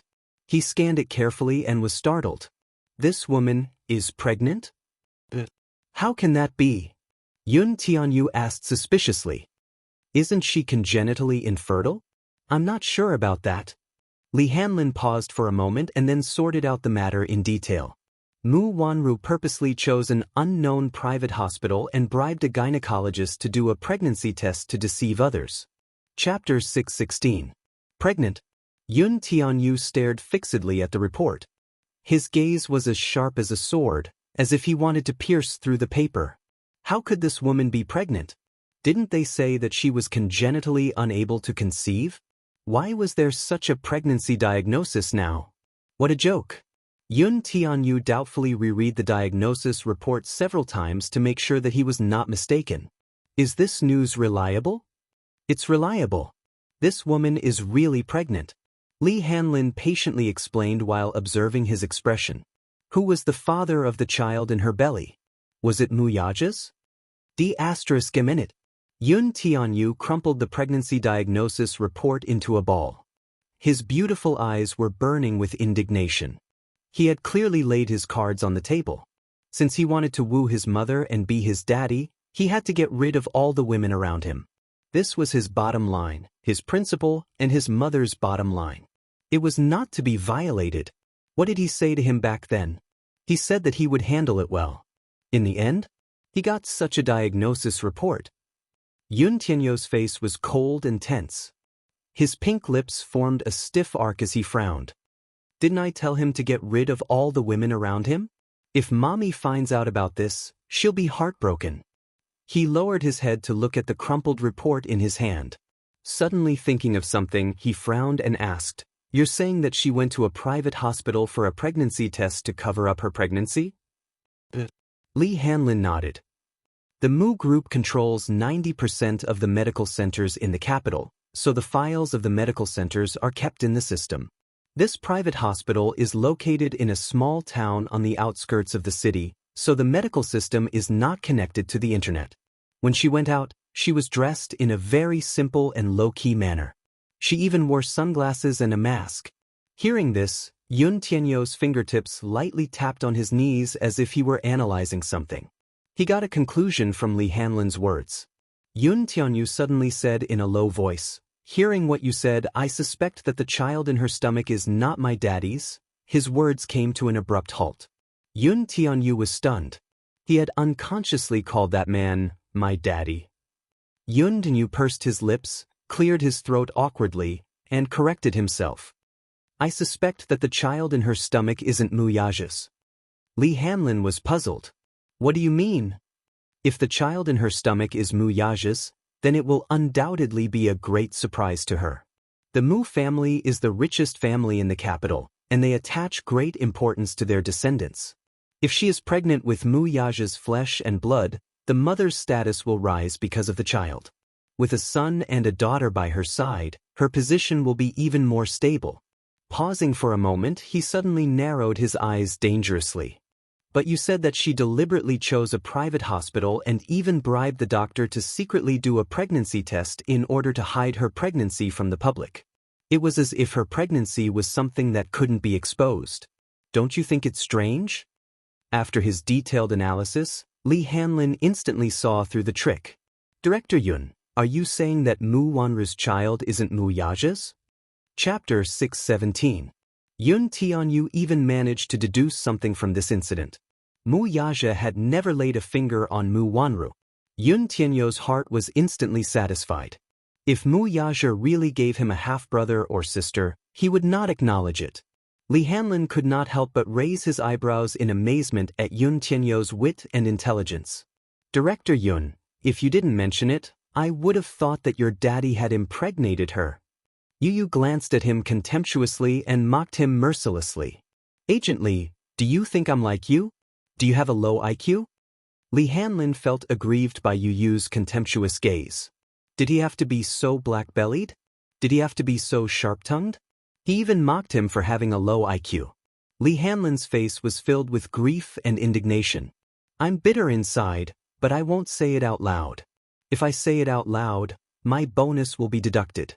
Li Hanlin pursed his lips in puzzlement. "Since the child in Mu Wanru's stomach isn't Mu Yaja's, then whose is it?" "It's definitely not yours," Yun Tianyu replied abruptly. Li Hanlin was at a loss for words. "I know it's definitely not mine."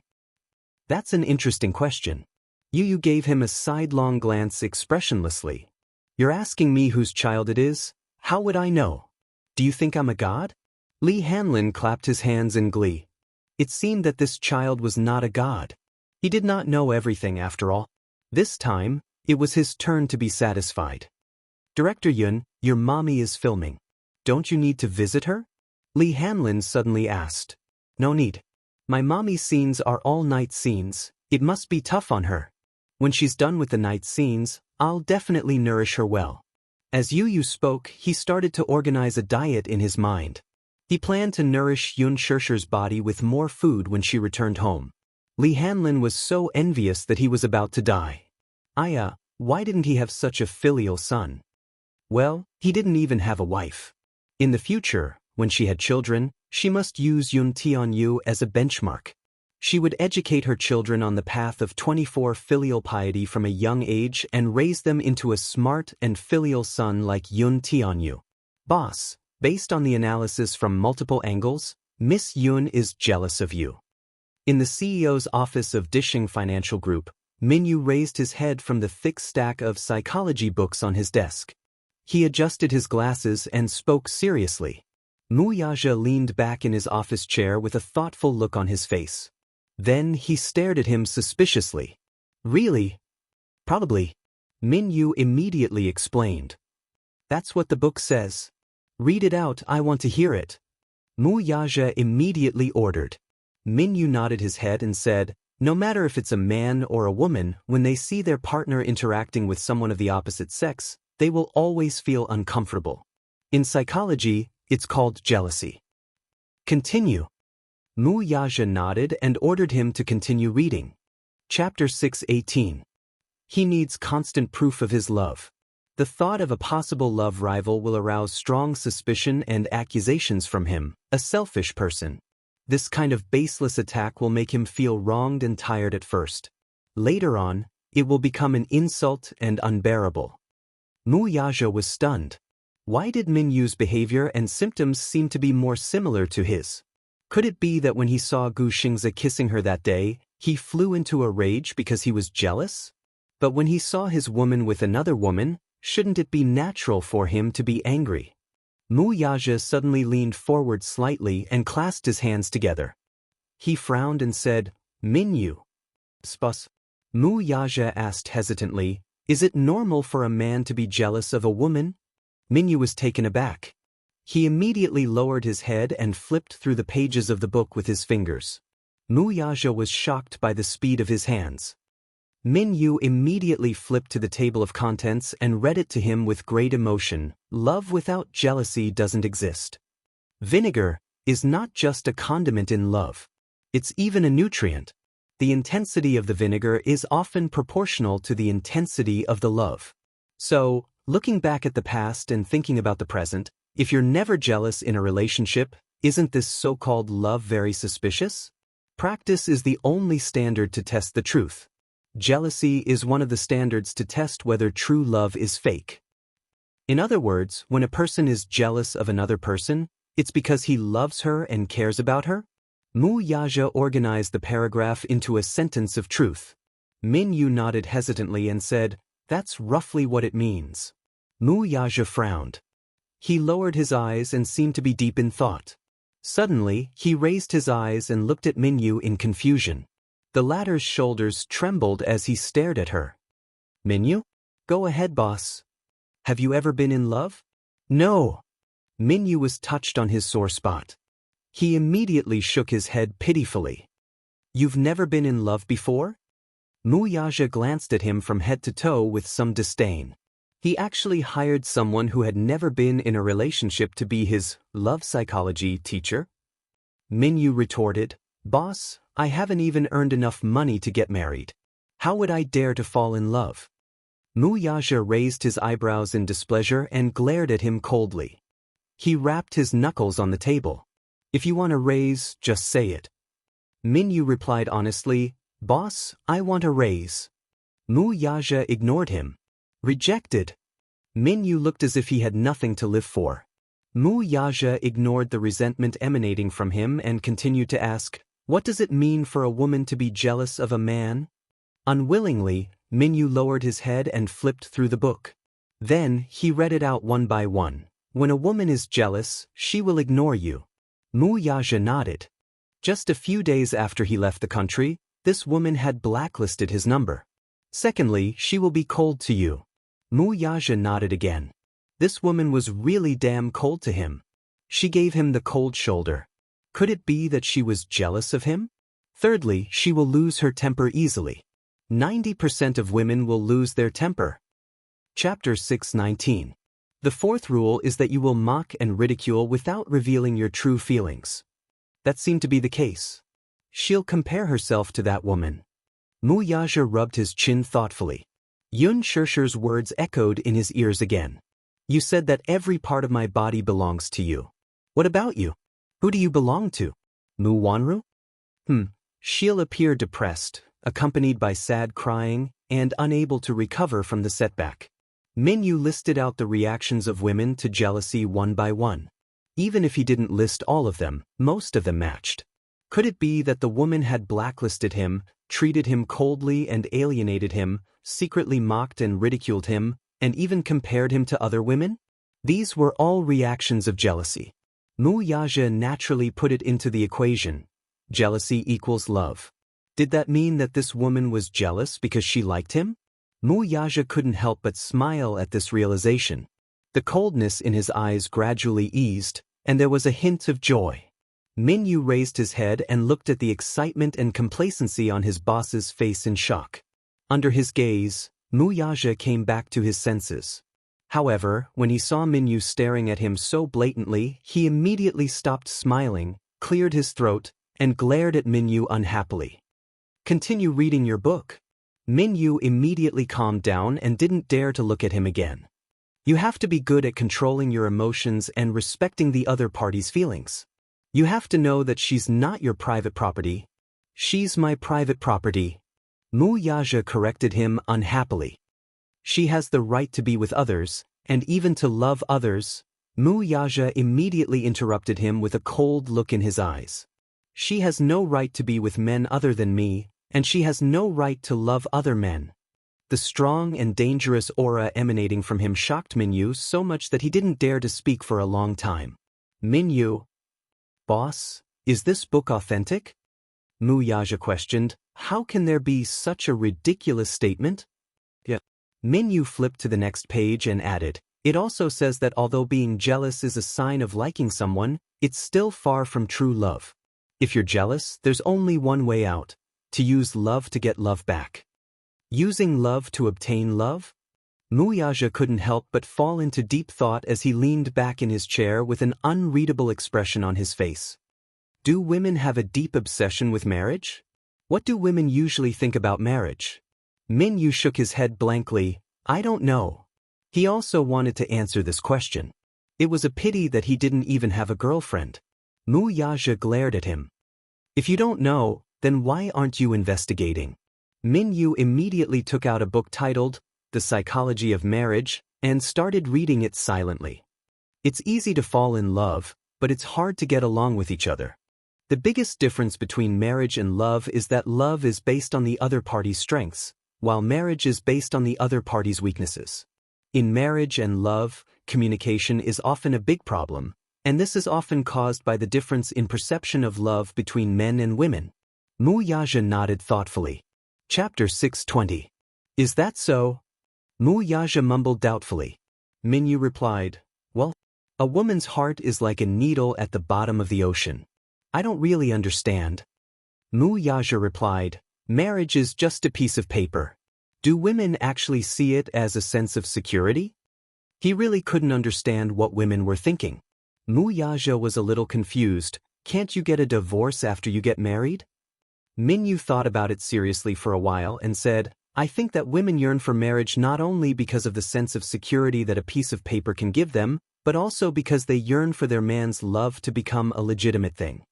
Wuxia gently rubbed the thumb ring on his finger. His eyes were filled with thoughts, but he didn't say anything. "Boss, do you not know how to coax a woman?" Minyu winked slyly. "Let me give you a suggestion." "Let's hear it." Minyu immediately leaned over and whispered in his ear. Wuxia looked at him suspiciously. "Will it work?" "Yes. It will definitely work. Women like romantic things." Wuxia glanced at him and pursed his lips. "Go and arrange it." "Okay." Xianxia Villa District. Xianxia locked herself in her bedroom. She couldn't go anywhere for an entire day. She wanted to go home, but a servant stopped her at the door. Xianxia Villa was located in a piece of land with good feng shui in the suburbs. It was far away from the hustle and bustle of the world. The scenery was picturesque and beautiful. When she walked out of the entrance, she could see a winding mountain road in the distance. It stretched for thousands of miles. Because it was a private villa area, there were basically no public transport routes or taxis. If she insisted on leaving, she would have to walk down the mountain to have a chance of getting a taxi. Xianxia was extremely frustrated. Wuxia, what was this man thinking? Why did he leave her alone in the villa and disappear without a trace? What was he doing? In the afternoon, Yu called to ask if the filming was going well. Of course, Xianxia couldn't tell her that she wasn't on set anymore. Originally, she was supposed to have a scene today, but after Mu Yaja's nonsense last night, she didn't know what the crew would think of her. What did Lin Fengtian think of her? She tried to summon up the courage to call Lin Fengtian and apologize. Because of her personal reasons, she had affected the normal progress of the crew. She felt very guilty about it. Especially Mu Yaja, who had pushed Lin Fengtian to the ground so roughly. He must have been injured. Where's Gu Xingzi? He should be injured as well, right? He was afraid that because of this, the progress of the production could only be temporarily delayed. Thinking of this, Xianxia felt guilty. In his heart, he hated Mu Yaja for being so unreasonable. In the evening, there was a knock on the bedroom door. Xianxia covered herself with the blanket and didn't want to bother with it. The knocking continued for a long time. Suddenly, the butler's polite voice came from the door. "Miss Yun, are you asleep?" "I'm asleep," Xianxia replied in annoyance. There was another silence outside the door. Then there was the soft sound of keys. Xianxia was shocked. She immediately sat up from the bed, put on her slippers and walked to the door. However, the door that was originally locked was opened from the outside. She couldn't help but feel a little angry. "Didn't I say that I was asleep?" Chapter 621. Xianxia was startled. "You want to send me home?" The butler explained, "The president just called and asked us to send you home." Xianxia's face froze. She didn't know why, but when she found out that it was this man who asked the butler to send her home, she felt a little disappointed. However, it quickly dissipated. "He said he wanted to send me home?" "Yes," the butler said and carefully handed over a small dress. "The president sent someone to give this to you. If you don't mind, we'll help you change into it." "What is this?" Xianxia's gaze fell on the small black dress. It was a Chanel haute couture dress. It was elegant and beautiful, and one could tell that it was worth a lot. It wasn't for formal banquets, but more like the small dresses worn by socialites in high society. It was simple, but it didn't lose its elegance. She couldn't help but frown. "I don't want it." She didn't want to wear the clothes he gave her. When the butler heard this, a panicked look appeared on his face. "Miss Yun, this is a little gift from the president.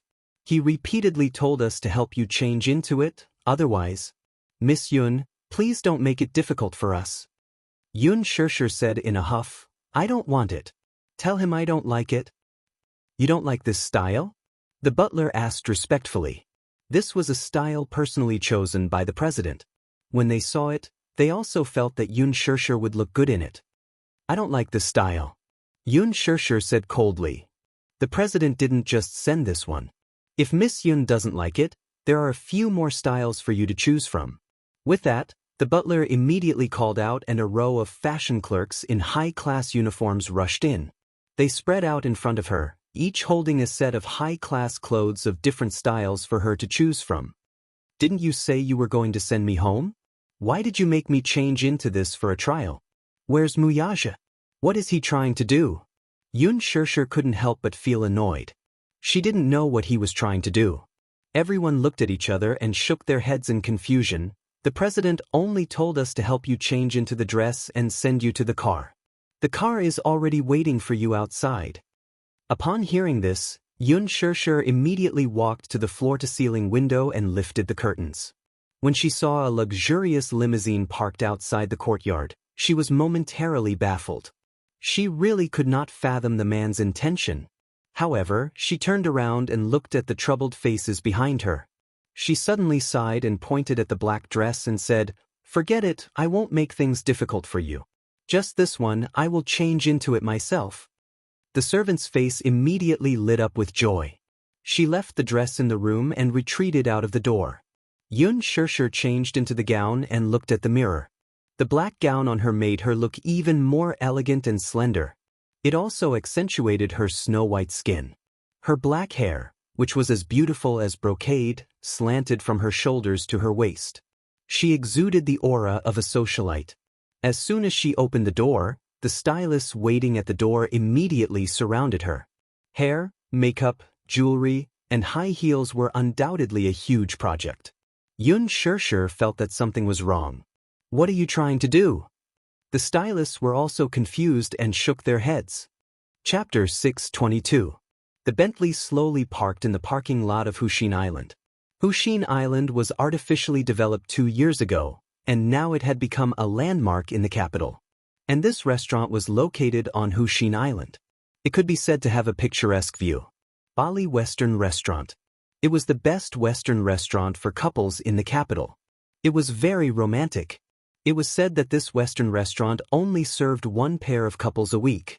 It was rumored that this was the most expensive restaurant in the capital. Whether it was the dishes or the fine wine, they were all extremely luxurious. Therefore, it was widely rumored that Bali's couple's set meal was worth tens of millions. Xianxia initially found it unbelievable when she heard about it. How could anyone be stupid enough to spend 10 million on a Western meal? However, when she got out of the car, she was surprised to see a gorgeous cruise ship docked by the shore. It was so beautiful. It was already nighttime. The entire island was covered in colorful lights. It was extremely romantic. The night breeze blew a burst of floral fragrance. The flowers on the shore bloomed like a magnificent carpet. The sky was filled with bright stars. The lake was decorated with starlight and starlights. The scenery was breathtaking. Xianxia couldn't help but be deeply attracted by the romantic scenery. She walked along the lakeside. The fragrance of flowers, the night view, and the starlights made her fall into a trance. When she came back to her senses, the car had already driven away. What did he mean? Why did he leave her here alone? Xianxia's heart skipped a beat. Looking around, she saw a harbor not far away. The night view of Huxin Island was very beautiful. Not only that, there was also a port by the lake, equipped with a cruise ship. After boarding the cruise ship, one could travel around Huxin Island. However, the ticket price was not cheap, but it attracted many people. Therefore, there was a long line at the port. Many people were waiting to board the cruise ship to enjoy the beautiful night view. Xianxia was obviously confused. She didn't know what Wuxia was doing. He let her wear such a gown and left her here alone. She didn't know how to get back to the city from here. She should be able to get a bus here, but she didn't have anything on her. She didn't bring her phone or wallet. He couldn't help but feel a little depressed. Seeing that there were people at the harbor, she thought to ask for directions and see if there was any way to return to the city. Thus, Xianxia walked towards the harbor. Just now, she was walking in a hurry and didn't pay attention. When she brushed past a woman, she accidentally knocked the woman's phone to the ground. Xianxia was stunned. She quickly apologized and lowered her head to pick up the phone.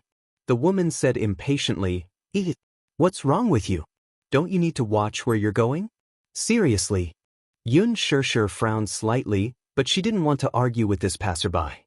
She picked up her phone, but when she raised her head to look at the woman, she was slightly stunned. "Sir?" The woman she bumped into was none other than Xianxia, whom she had bumped into at the hospital that day. How did he meet her here?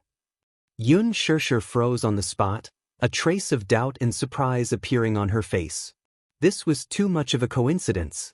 Xianxia had originally come to Huxin Island with her friends to take a cruise ship to enjoy the night view around the island. She bought a ticket, but she still had to wait in line, so she decided to go along the lake to enjoy the night view. Chapter 623. She was used to being spoiled, so she was about to flare up when she saw the person looking up. It was Xianxia. She was shocked for a moment, and then suspicion appeared on her face. Without a doubt, she recognized the woman in front of her at a glance. That day, the screen displayed on Wuxia's phone was this woman's sleeping face. Xianxia was very beautiful. She was different from those female celebrities in the entertainment industry who had walked out of the plastic surgery production line. Be it her facial features or temperament, she was very recognizable. Xianxia had a photographic memory after seeing that photo once. Unlike the sleeping face in the photo, she was now wearing an elegant black dress with delicate and clear light makeup on her face. Compared to the sleeping face in the photo, she had a more unique charm. She was more beautiful in person than in the photo. This was a fact that she was unwilling to admit. It was no wonder that Brother Mu seemed to dote on her. A woman like her was indeed the type that men would fall in love with. Her face was elegant and her temperament was otherworldly. If she were a man, she would be tempted as well. Why was she here though? Xianxia felt a little strange when she saw Xianxia staring at her in shock. Naturally, she did not know that Xianxia had seen her photo on Mu Yaja's phone. She thought that Xianxia was angry at her for bumping into her, so she quickly handed the phone back to her. Sorry, I was careless just now. Take a look and see if the phone is damaged. Xianxia took the phone from her hand and lowered her head to take a look. There was no damage to the phone. Seeing that the phone was not damaged, Xianxia turned to leave. However, Xianxia called out to her. Xianxia. She called out her name directly. Xianxia was stunned and turned around in confusion. How did this woman know her name? She hadn't officially met her, had she? I didn't recognize the wrong person, did I? Xianxia raised her chin proudly and walked slowly toward her. Is this your name? She had a habit of checking Weibo. That day, the production team of The Green Apple posted a set photo on Weibo, and it quickly became a trending topic. She clicked on it and saw that it was her. At the same time, she knew her name. Xianxia. She remembered that the villa developed by the Mu family was called Xianxia. Was it just a coincidence? Or did Brother Mu purposely name it after this woman? Xianxia followed the Weibo account of the production team of The Green Apple. Ever since the start of filming, Xianxia's behind-the-scenes photos had the highest exposure rate. It was obvious that this woman was not ordinary. Yes, Xianxia is my name. You are? Xianxia looked at her and politely asked for her name. You don't deserve to know my name. Xianxia crossed her arms and retorted haughtily. When Xianxia heard this, the polite smile on her face immediately turned cold. This woman was really arrogant. She curled her lips and smiled. It's fine. I don't care anyway. It was as if she really wanted to know. She couldn't be bothered to lower herself to her level. Xianxia choked on her words. Is there anything else? Xianxia smiled gracefully. If there's nothing else, I'll leave first. Stop right there. Seeing that she was about to leave, Xianxia gritted her teeth and stomped her feet in jealousy. She chased after her and grabbed her shoulders. Chapter 624. What are you doing? Xianxia was furious as well. She shook off her grip abruptly, feeling that the other was being ridiculous. Why was she glaring at her as if she wanted to swallow her whole? Xianxia sneered and retorted, Did I say you could leave? That's strange. Or you. Why should I listen to you? Xianxia was baffled. Are you crazy? Ah! Xianxia was so angry that she laughed. Crossing her arms over her chest, she glared fiercely at her. Xianxia, why don't you take a good look at your status? How dare you talk to me like that with your lowly status? Miss, what does my status have to do with you? You're so arrogant that I thought you were a princess from some royal family. Judging from your upbringing, you don't seem to have been educated in etiquette, Xianxia retorted mercilessly, leaving Xianxia at a loss for words. She did not expect Xianxia to be so sharp-tongued despite her frail and harmless appearance. Xianxia pursed her lips coldly and suddenly took a step closer to her. Her pair of sinister eyes scanned her from head to toe before she laughed. I think you're just SOSO. At most, you're a little more seductive on the surface. I'm afraid you're really cheap deep down. Who do you think you are? Do you think you're a socialite from the upper class just because you're wearing a gown? Dream on. A commoner will always be a commoner. Don't even think about marrying into the rich. Xianxia was stunned. She was confused by the other's sarcasm. She did not know how she had offended this missy for her to be so hurtful. Xianxia continued, In this day and age, you're so righteous about being a third party in someone else's marriage? You've really opened my eyes. I don't know what you're talking about. You do. Xianxia grabbed her wrist and spat viciously. You like to seduce men, don't you? You clearly know that Brother Mu has a fiancé, yet you're still shamelessly sticking to him. Don't you have any shame? What did you say? Xianxia angrily shook off her hand, but she stopped abruptly in the middle of her sentence. Belatedly, he realized who the Brother Mu she was talking about was. He also understood the hidden meaning behind her words. Wuxia, how could she have forgotten that this woman was Wuxia's cousin? But how did she know about him? Could it be that Wuxia mentioned it to her? What did he say to her? Xianxia's expression was a little ugly. Let me give you a piece of advice. As a woman, it's best to be thick-skinned. Brother Mu already has a fiancé, so you'd better stay away from him. If Grandpa Mu finds out that you've interfered in Brother Mu's marriage, he won't let you off. Xianxia's face was filled with disgust. The contempt in her eyes was so scorching that it could burn her skin. Although Xianxia was angry, she still looked up to meet her cold and disdainful gaze. She had no intention of backing down. She kept looking at Xianxia's face and saw a hint of jealousy and hatred on her face. There was almost no need to hide her jealousy. Is she jealous? Usually, when a woman shows such a vicious and jealous expression, that man must be very important in her heart. Chapter 625. She likes him? Xianxia pursed her lips. She still could not forget the scene she saw at the hospital previously. She used him and longed for his love for her. The expression on her face was not that of a sister's dependence on her brother. It was possessiveness, desire, an attachment that could not be obtained. There was no doubt that Xianxia liked Wuxia. It was just that, more or less, it was not appropriate for her to be so obvious. However, at least in her heart, her feelings for her cousin, Wuxia, were not that simple. Xianxia somewhat understood. On the surface, she was insulting her as a third party. In reality, how could Xianxia not yearn to stand beside Wuxia as a woman, and not as a cousin? After understanding it, Xianxia smiled and slowly said, I think you're wrong about something. What? Xianxia was stunned. I'm not a third party who interfered in his marriage. Xianxia raised her eyebrows and an elegant yet cold smile appeared on her face. Wuxia has a fiancé, but it's just an engagement. Is he married? I don't think so. Where did the saying of interfering in a marriage come from? But Brother Mu and Mu Wanru are already engaged. Xianxia almost blurted out in anger. However, Xianxia noticed her choice of words. Mu Wanru. She called out her name almost without thinking. Presumably, this woman's heart was extremely unbalanced by the fact that Mu Wanru was Wuxia's fiancé. Xianxia smiled. So what? It's just an engagement. It's a marriage arranged by the family. There's no love or feelings between the two. Interfered? Xianxia was completely enraged by her sneer. Therefore, she sneered without thinking. Aren't you a little too naive? Do you really think that Brother Mu likes you sincerely? She's just toying with you. Do you really think that you can rise to the top and marry into a rich family in a dignified manner? The Mu family was the richest family in the capital. How could Grandpa Mu allow an actress to marry into the Mu family? If you want to climb up the social ladder of the Mu family, go back and buy a pillow. Even your dreams are more realistic than this.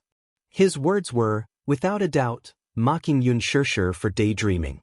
The blatant mockery was like a needle dipped in salt, fiercely piercing into his heart, causing him incomparable pain.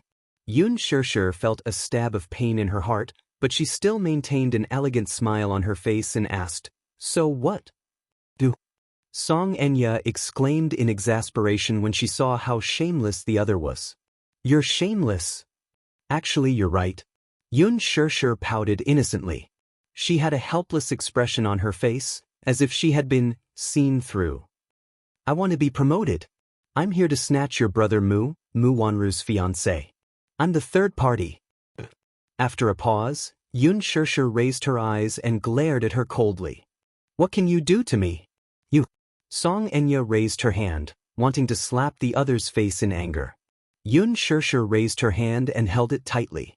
She exerted so much force that a deep red mark was almost left on the other's fair wrist. She looked as if she was boneless and weak, but Xianxia did not expect her to be so strong. Chapter 626. What's the matter? You can't win an argument, so you want to get physical? What a missy's temper. Xianxia suddenly flung her hand away. Caught off guard, Xianxia lost her balance and fell to the ground. Interesting. You're Wuxia's cousin, aren't you? As soon as she finished speaking, Xianxia casually walked over and looked down at her condescendingly. She leisurely asked, "Why? You can't hide the jealousy on your face, can you? Don't tell me that you like Wuxia?" Her voice was casual, but there was a strong sense of sarcasm in it. Xianxia's rhetorical question made Xianxia's face turn ghastly pale in an instant. There was no doubt that women understood each other. Men could not tell. Wuxia could not tell. However, it did not mean that Xianxia could not tell. This Xianxia obviously had feelings for Wuxia. There was no way to hide her feelings. Xianxia could tell at a glance. Especially at this moment, Xianxia's flustered and ashamed expression was obvious. So that was really the case. Xianxia shook her head and sighed. So that's how it is. You've fallen for your cousin. Is it any of your business? Xianxia raised her head and said angrily. At this moment, she had fallen to the ground, and Xianxia was talking to her condescendingly. Her aura instantly diminished. Hence, she immediately tried to get up from the ground. Xianxia stretched out her leg and stepped on her hand with her sharp high heel. Xianxia screamed and retracted her hand with a pained expression. She glared at her with a pale face. "You're so pitiful." Xianxia mocked expressionlessly, "One cousin, the other cousin. Close relatives. This is incest. It's truly shocking." Xianxia was so angry at her words that her face turned red and white and instantly darkened. "Look, you've fallen in love with a man, but this man is your cousin. You can't be together in this lifetime. What is it if not pitiful?" She then added unhurriedly, "I'm different from you, though. I even have a child with him." As soon as she finished speaking, Xianxia was so shocked that her face turned pale and she stared at her in disbelief. Xianxia was in a good mood as she admired the other's pale and colorless face. She asked airily, "What about you? What about you? Cousins, close relatives, being together is against the rules of ethics." Xianxia was momentarily stunned. She stared fixedly at Xianxia's face before regaining her senses. Her eyebrows and the outline of her lips. Xiaoyichen's eyebrows. At first, she did not pay attention to it, so she did not realize this. Now that she saw it, she was shocked. Could it be Xiaoyichen is Wuxia's child? This realization almost hit Xianxia to hell, and she was instantly buried in a sea of fire. Who's the wishful thinking and daydreaming? Do you think you can be with the man you love without me? Xianxia sneered as if mocking her naivety. That's what's really laughable. Shut up. Shut up. You shut up. Xianxia screamed and covered her ears, not wanting to hear her mockery. Chapter 627. Xianxia's heart skipped a beat when she heard that. She raised her head, feeling suffocated, and met Xianxia's cold gaze. "He said that he only treats you as a younger sister. If I take it to heart, he'll keep a distance from you and even cut off all contact with you." That one sentence sent Xianxia to hell mercilessly. At that moment, even her heart seemed to have stopped beating. Tears burst out of her eyes and rolled down her cheeks. She clenched her teeth tightly, unwilling to look up and let Xianxia see her sorry state. She could only choke on her sobs. "You're lying. You're lying. Brother Mu loves me the most. He would never lie to me because of you. If you don't believe me, you can ask him." Xianxia was not lying. This was what Wuxia said himself back then. She was just repeating what he said. Xianxia pursed her lips as she recalled how Xianxia had acted all high and mighty in front of her earlier. The thought of it infuriated her. Now that she knew that Wuxia only treated her as a younger sister, she could not take the blow and broke down. She was just a vase and very delicate. In fact, she was also a woman who held grudges. One was not a gentleman if one did not take revenge. Therefore, she planned to add another stab to Xianxia's bloody wound. "It seems that you don't have much weight in his heart. He actually cut off all contact with his cousin because of a woman you said was just a game. I've really let you down for being so devoted to him." Xianxia screamed at her uncontrollably, "Shut up. You be *t." With that, she pounced on Xianxia from the ground with bared fangs and brandished claws. That shrewish posture made it seem as if she wanted to strangle her to death.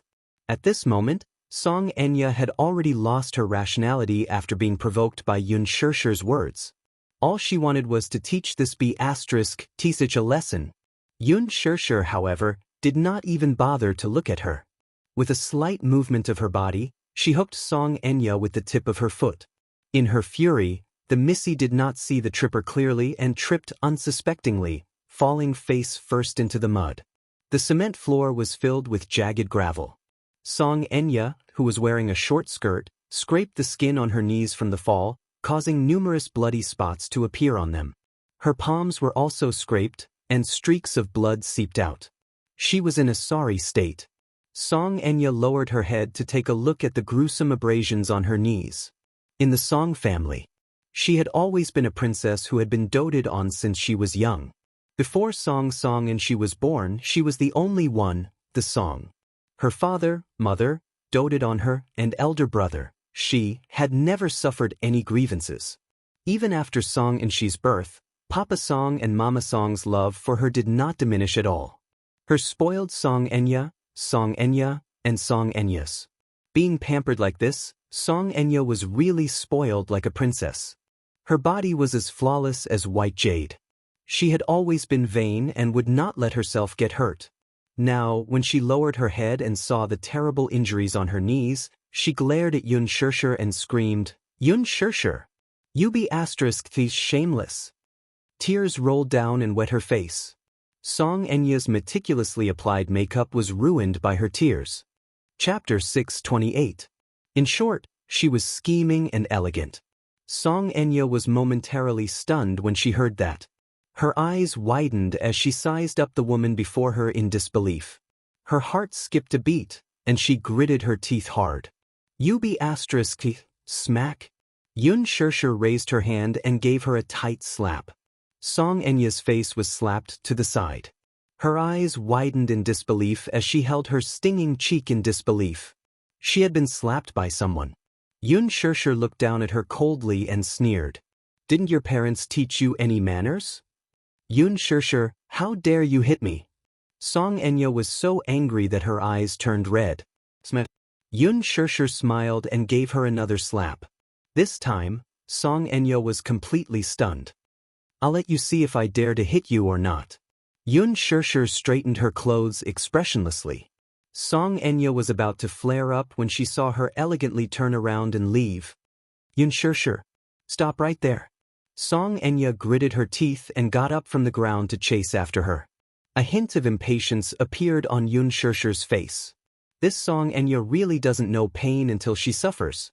While the two were arguing, a waiter, who had been waiting at the port for a long time, saw the scene and locked his gaze on Xianxia. Seeing her black off-the-shoulder gown, silky hair, and exquisite makeup, he knew that she must be tonight's VIP guest. Hence, he hurried forward and interrupted Xianxia's unreasonable tantrum. "Hello. May I ask if you're Madam Xianxia?" Xianxia turned around and saw the man in his uniform. He looked dignified and polite, so she smiled at him. "Hello, I am. May I know who you are?" "Madam Yun, I'm the manager of Bali Restaurant. You're tonight's VIP guest, so I'm here to pick you up for dinner." Xianxia was stunned. Xianxia, who was behind her, was also stunned. Bali Restaurant. Even Xianxia was shocked by this. Did Xianxia come here to keep an appointment? In Bali, a set meal for couples was worth 13 million. Even in the whole of Beijing, this was a sky-high price. Bali was a Western restaurant that was rumored to be extremely dreamy. It was said that the dishes included 8 delicacies, accompanied by aged wine. From the small dishes to the large decorations, all of them were noble and exquisite. It was said that before the meal, they would take a 30-minute helicopter ride overlooking the beautiful scenery of Huxin Island. During the meal, they would also receive 10,000 roses. Just this alone was enough to make many women scramble for him. Being able to go on a date in Bali had become a symbol of supremacy. Who exactly was Xianxia meeting? Her heart skipped a beat. Could it be Brother Mu? Xianxia was also a little surprised. However, she had already guessed who had arranged all of this. She cast a sidelong glance at Xianxia from the corner of her eye before turning to the senior waiter with a polite smile. "All right, I'll follow you." "Wait." Xianxia called out to her with a livid face. "Are you on a date with Brother Mu?" Xianxia turned around and looked at her expressionlessly. Would Mu Yaja go on a date with her? She couldn't imagine that he would spend so much time on dates. Therefore, she was not sure if Mu Yaja was planning to go on a date with her. However, when she saw Xianxia's conflicted and anxious expression, she smiled and said, "Yes, so I'm going on a date with him. So, I'm going to keep my appointment. Don't follow me anymore." Chapter 629. Xianxia flew into a rage out of humiliation. Just as she was about to step forward again, she was stopped by a bodyguard who appeared just in time. Bali's security was in place. After all, they had to take care of the guests' personal safety and privacy. Hence, under the bodyguard's obstruction, Xianxia could only watch as Xianxia was escorted onto the cruise ship. The Bali Western restaurant was located on Huxin Island, and the only way to get there was via a cruise ship. Unlike the cruise ships on the lake, this one was privately owned by the Bali Western restaurant, so it was much more luxurious than the ordinary cruise ships. Hence, when Xianxia boarded the cruise ship under the guidance of the waiter, it immediately attracted the exclamations of those who were standing at the harbor overlooking the scenery.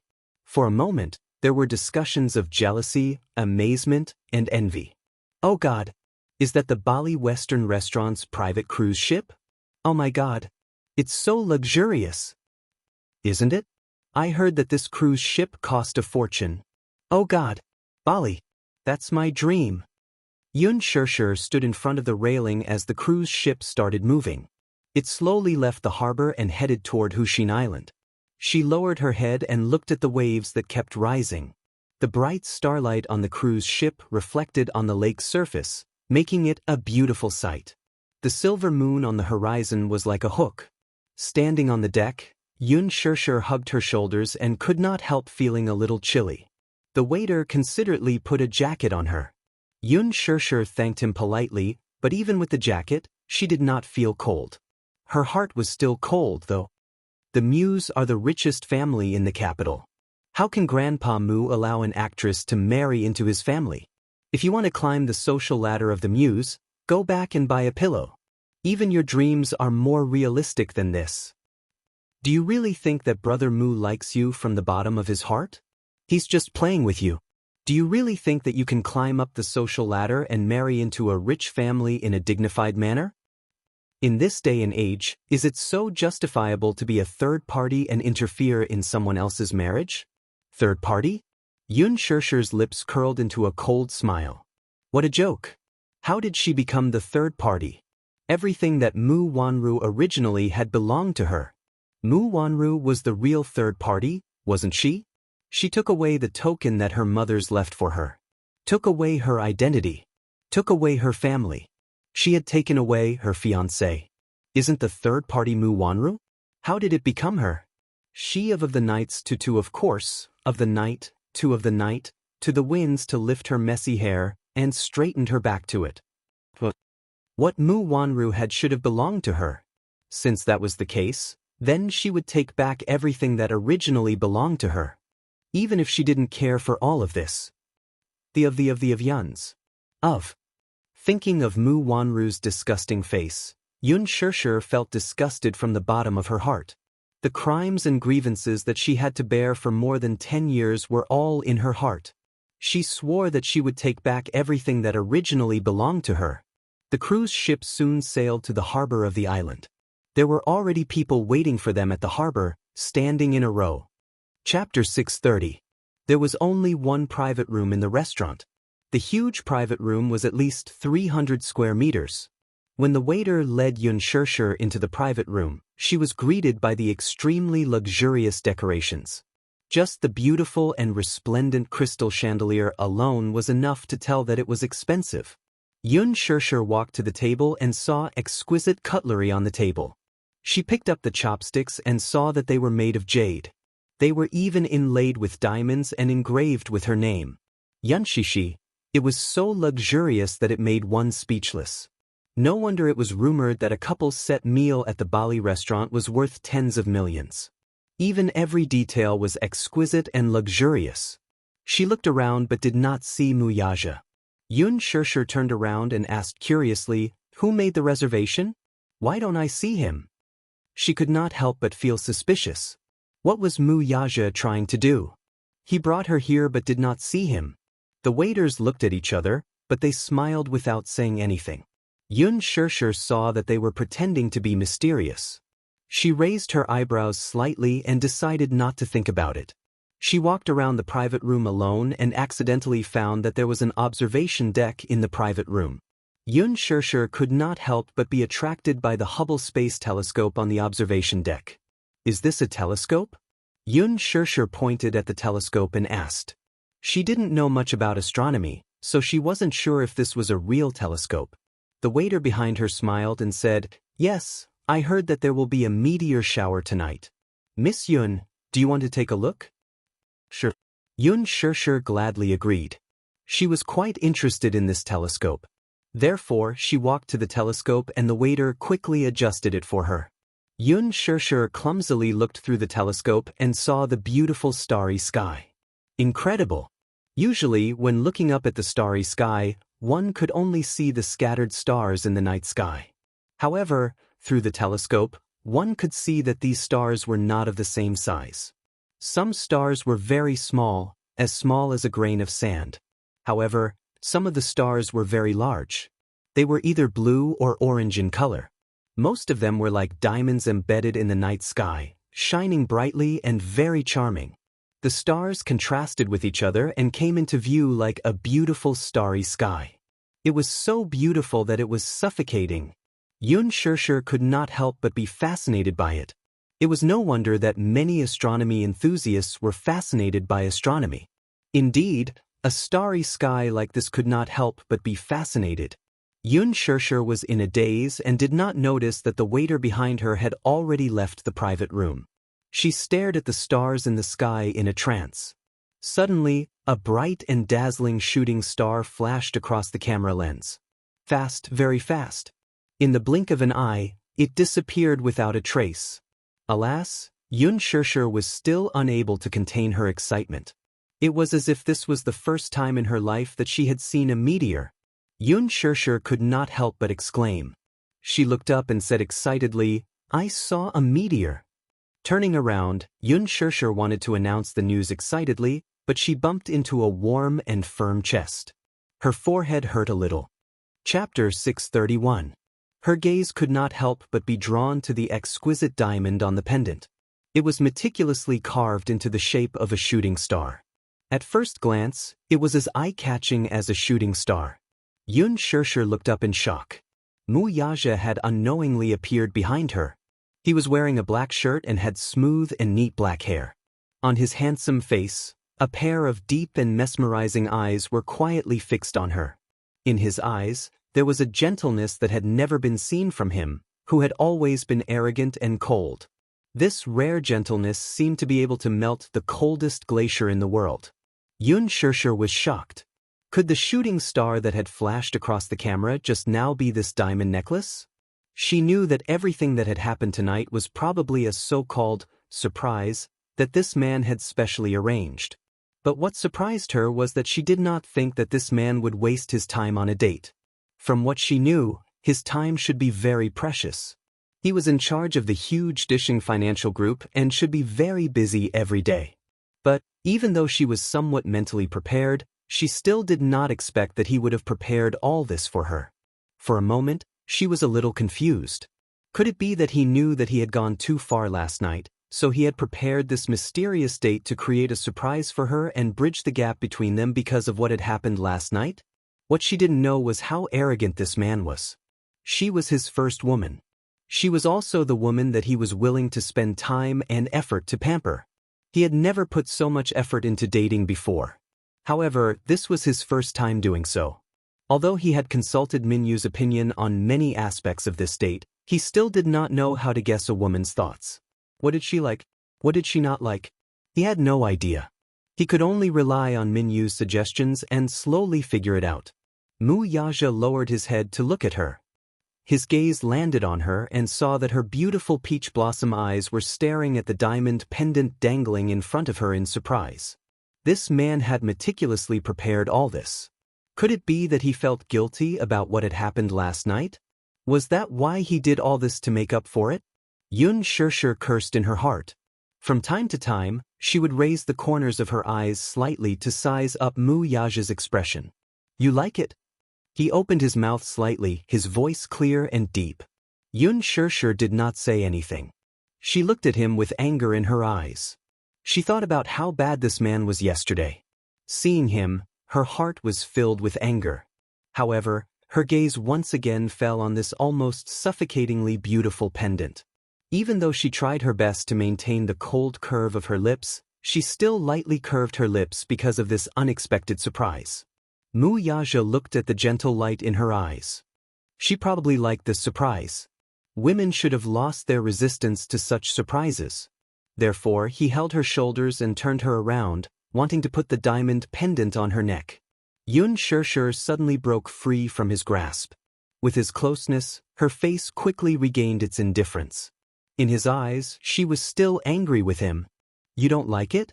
Mu Yaja asked in a deep voice as if he was asking for her opinion. Xianxia glanced sideways at the pendant lying in his palm, but she shook her head coldly. Chapter 632. How could he not see her stubbornness and going against her will? This woman was clearly still angry at him. Looking at her eyes just now, it was clear that she really liked this pendant. She was clearly throwing a tantrum with him. Mu Yaja's lips curled into a playful smile. So he said, if you don't like it, I'll throw it away. After saying this, without waiting for her to react, Mu Yaja strode to the railing of the observation deck and forcefully threw the pendant into the lake. The observation deck was very close to the lake. The strength in his hand naturally could not be underestimated. With one throw, the pendant disappeared without a trace. Xianxia turned her eyes and just happened to see his action. Her heart fiercely trembled, and then she could not care about maintaining the reserved expression on her face. She anxiously walked to his side and looked in the direction he had thrown the pendant, but she could not see it. Her heart was filled with anger. Xianxia angrily bit her lips and turned around to forcefully push him. What are you doing? Him? What's wrong with me?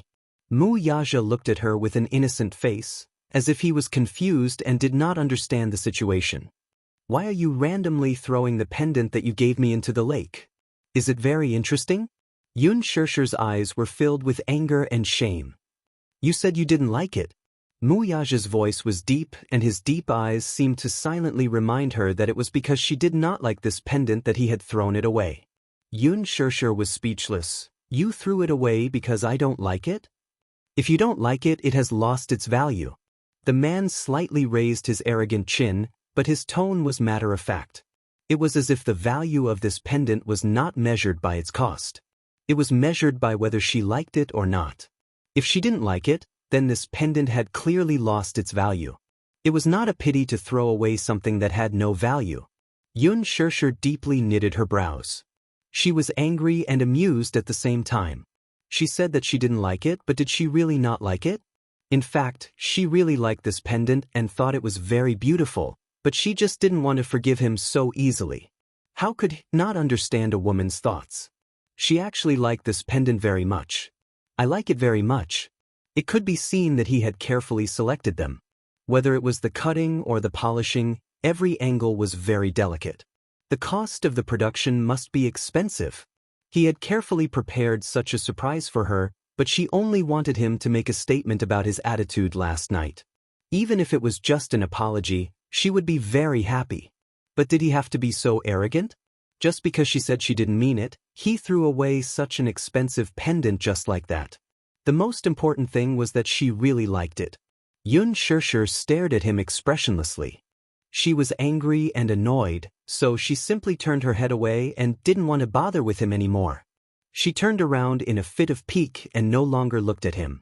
She pursed her lips and looked at the calm surface of the lake, but her heart was filled with anger. When Mu Yaja saw this, he could not help but smile and walked behind her. A pair of long, slender legs stuck close to her skirt. Xianxia turned her head and pursed her lips as she stared at him. Her eyes seemed to be warning him to keep a distance from her. It was obvious that her anger had not subsided. Wuxia could not help laughing. He knew that she must be very angry at this moment. Not only did he not keep a distance from her, he seemed to be sticking closer to her. Chapter 633. No. Xianxia ignored his closeness and coldly replied. Although he said no, there was a strong sense of displeasure in his tone. Presumably, his action of throwing away the pendant had angered her.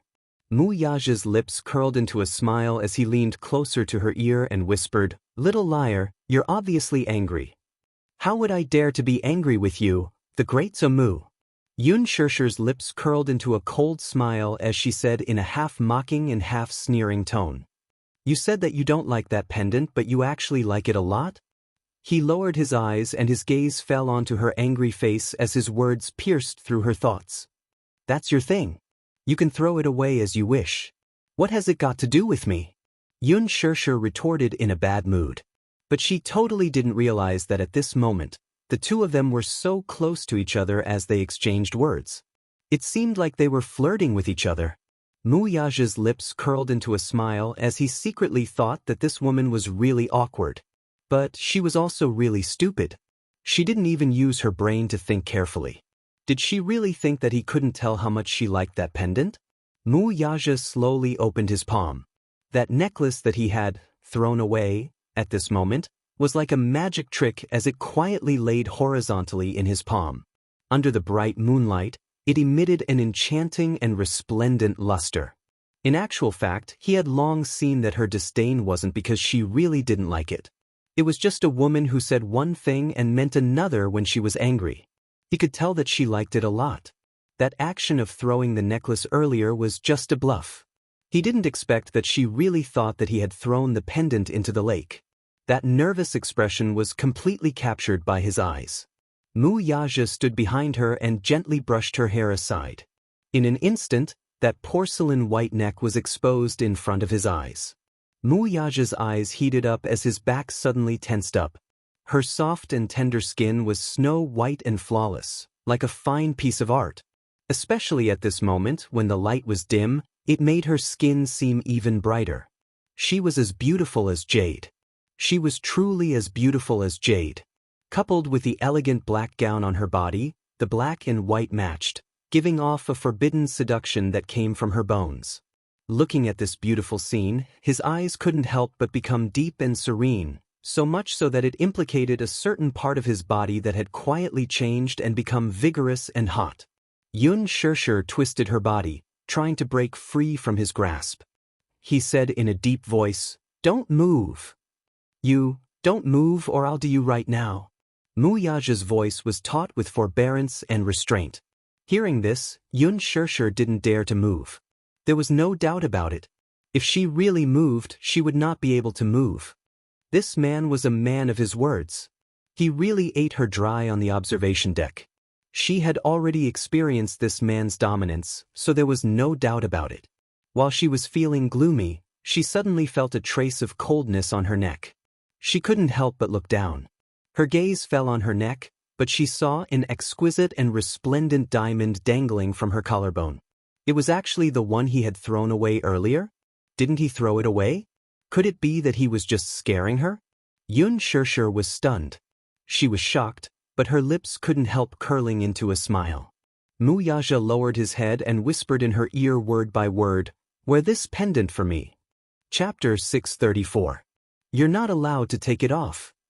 His tone was as strict as ever, domineering to the point of being unreasonable. Xianxia's fingertips gently rubbed the pendant. She looked up at him and angrily said, "Unreasonable." "That's right, I'm unreasonable." Wuxia slowly pulled her into his embrace from behind as his gaze fell onto her face. He saw her slightly lowering her head as her beautiful peach blossom eyes looked at the pendant on her neck. Her fingertips rubbed it lovingly as her light pink lips formed a faint smile. "Didn't you say you didn't like it?" Wuxia couldn't help having the thought of teasing her. Xianxia gave a cold snort. "I just think it's a pity to throw it away." "Stubborn mouth," he lightly said.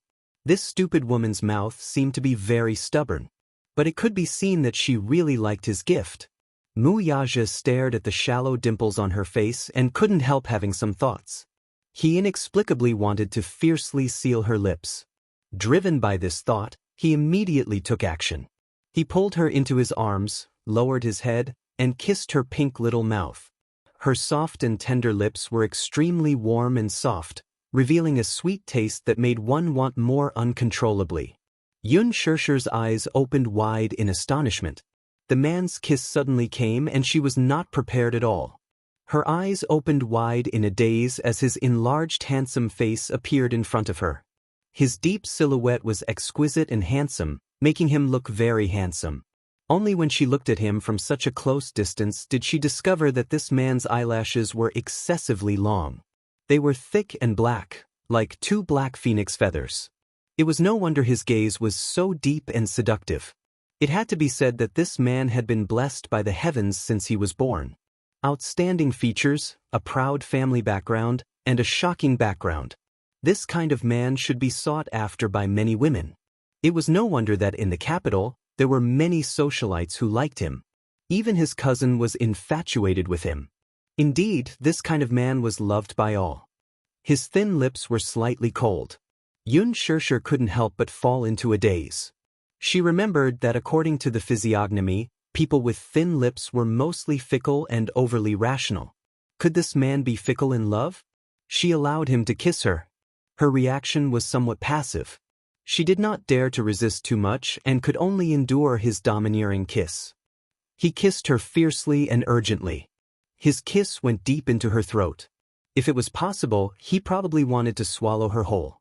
Xianxia's thoughts couldn't help but drift away inexplicably until the man hugged her waist tightly. While gently kissing her lips, he said, "That day, you blacklisted me. Was it because Mu Wanru said something to you, Xianxia was stunned and slowly opened her eyes. However, she saw that Wuxia had also opened his eyes and was looking at her. His eyes were asking her silently, "Why aren't you saying anything?" Wuxia grabbed her chin with a puzzled look on his face. At first, he only suspected that Mu Wanru had run to Xianxia to bluff and claimed that she was pregnant with his flesh and blood. Too many women were sensitive, especially a stubborn woman like Xianxia. She couldn't accept it. But it was just a suspicion. What had happened back then that made her blacklist him for no reason? He still had to ask her. His question reminded her of Mu Wanru's pregnancy. Chapter 635. Xianxia hesitated for a moment and said slowly, "She told me that she was pregnant. She accused me of being the third party in your marriage." "Ha!" Wuxia sneered when he heard that. He couldn't help but feel a little annoyed and helpless. "So, you believed her?"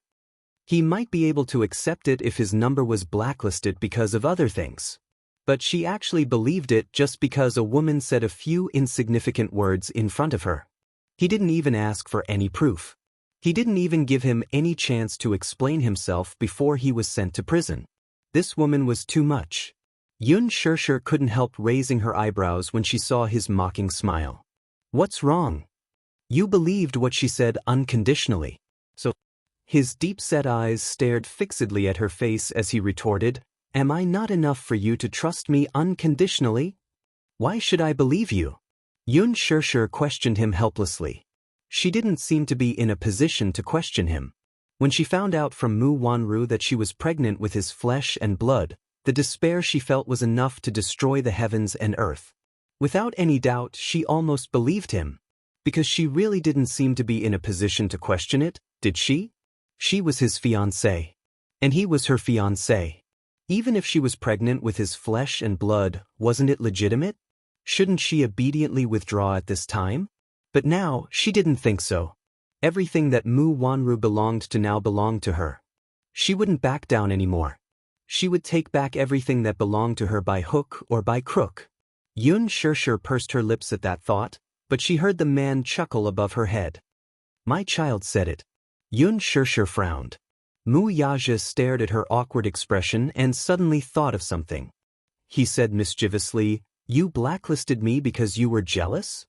She looked up in shock. She saw the man looking down at her with an arrogant and smug expression on his face. Mu Yaja looked at her stunned expression. There was no anger on his face. It was full of arrogance and pride. He suddenly remembered Min Yu's words. Jealousy equals like. This woman liked him. There was no doubt about it. In fact, her love for him was extraordinary. Hence, when Mu Wanru flaunted her prowess in front of her, she flew into a rage out of humiliation and blacklisted him. You like me? After a pause, Mu Yaja suddenly felt that this word wasn't suitable, so he changed it. Yun Shirshir, you're in love with me. It was a short few words, but his tone was overbearing and smug. Yun Shirshir was a little dumbfounded as she stared at him with wide eyes. She did not know where this man got his confidence from. Jealousy equals like? He actually automatically put her into such a formula. Where did this man get his sense of self-worth from? Still not admitting it? Mu Yaja reached out and scratched her delicate nose bridge as he chuckled. This woman must love him very much to be so jealous. Min Yu said that women in love would have an incomprehensible sense of possessiveness. They usually didn't like their men to be close to any woman. The more jealous she was, the more it represented the irreplaceable position of the man in the woman's heart. Chapter 636. He had never liked jealous women. But for some reason, when he found out that Yun Shirshir was jealous, he felt a little happy. Yun Shirshir, let me tell you. Mu Yaja held her shoulders and turned her around, forcing her to look into his eyes. He said word by word, I didn't touch her. Yun Shirshir was stunned. She saw that he was looking at her very seriously, but there was a seriousness in his eyes that she had never seen before. Yun Shirshir, I haven't touched any other woman except you. Do you believe me? He explained again with a serious expression. Yun Shirshir's eyes flashed with confusion. The doubts in her heart slowly spread. She was very surprised by his so-called explanation. Last time in the bar, Mu Wanru announced to her that she was pregnant so arrogantly. Could it be fake? She quickly changed her mind and denied it. It couldn't be fake. When she bumped into Mu Wanru in the restaurant, she really had morning sickness. There was no trace of acting. Based on her experience, she concluded that this woman must be pregnant. Because when she was pregnant with Xiao Yichen and Yu Yu, her morning sickness was very serious. And Mu Wanru's symptoms were more than a month pregnant. But Mu Yaja told her that he didn't touch her. Could she believe it? Could she believe this man? Mu Wanru was faking it to fool her. Or was this man lying to her? Her thoughts were a little messed up.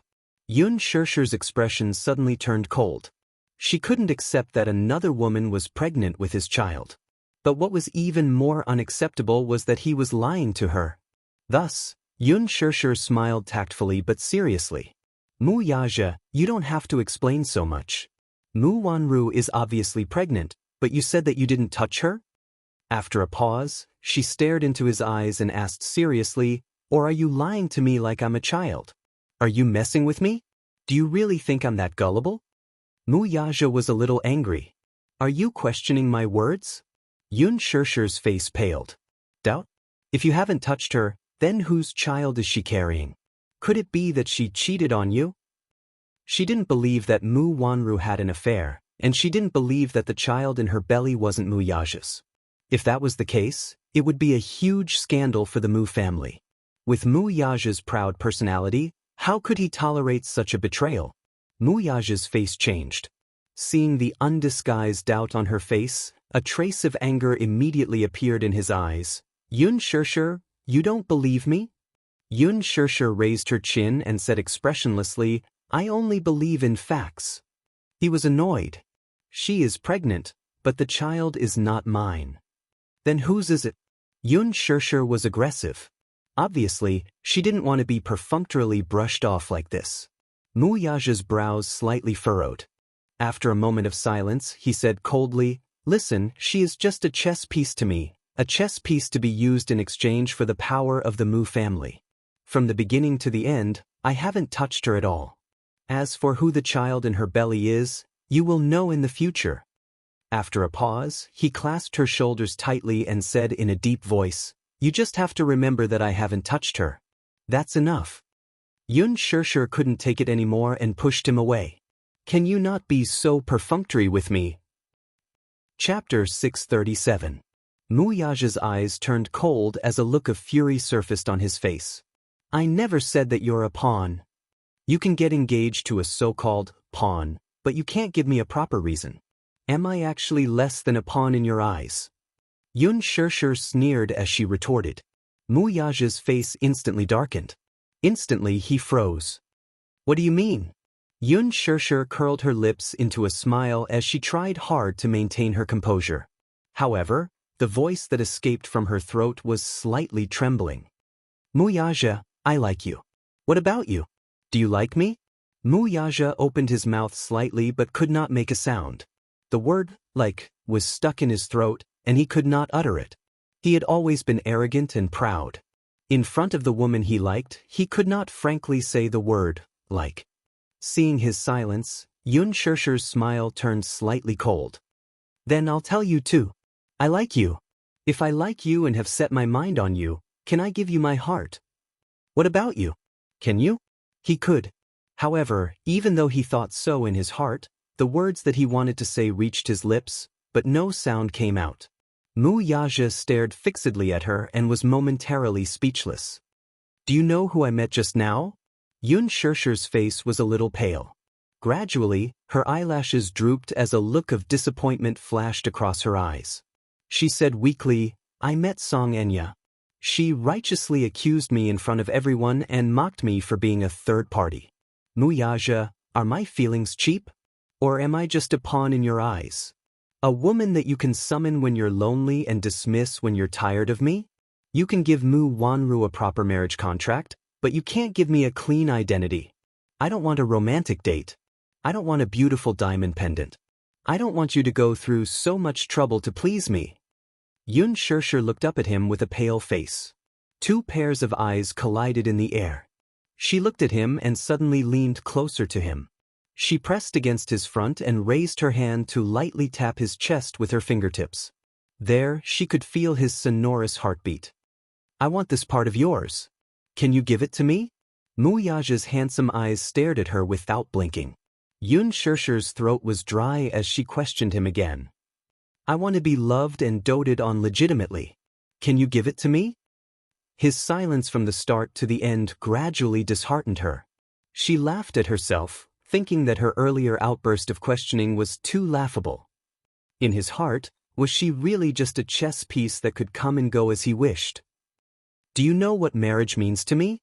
If you can't even give me a proper identity, why should I like you? Xianxia gritted her teeth and said weakly, I don't want to like you anymore. That sentence was like a cold thorn that pierced deep into his flesh. In that moment, his heart felt like it was pierced by a sharp sword. She didn't want to like him anymore? Damn woman. How could she talk to herself like that? She didn't want to like him, but did he allow it? Muyaja stood there. His tall and arrogant figure seemed to be petrified. The expression on his face was as cold as ice. In his eyes, there was only shock and anger. Xianxia couldn't stand his silence and turned to leave. Chapter 638. Xianxia felt a wave of dizziness wash over her as she was pushed hard against the railing by him.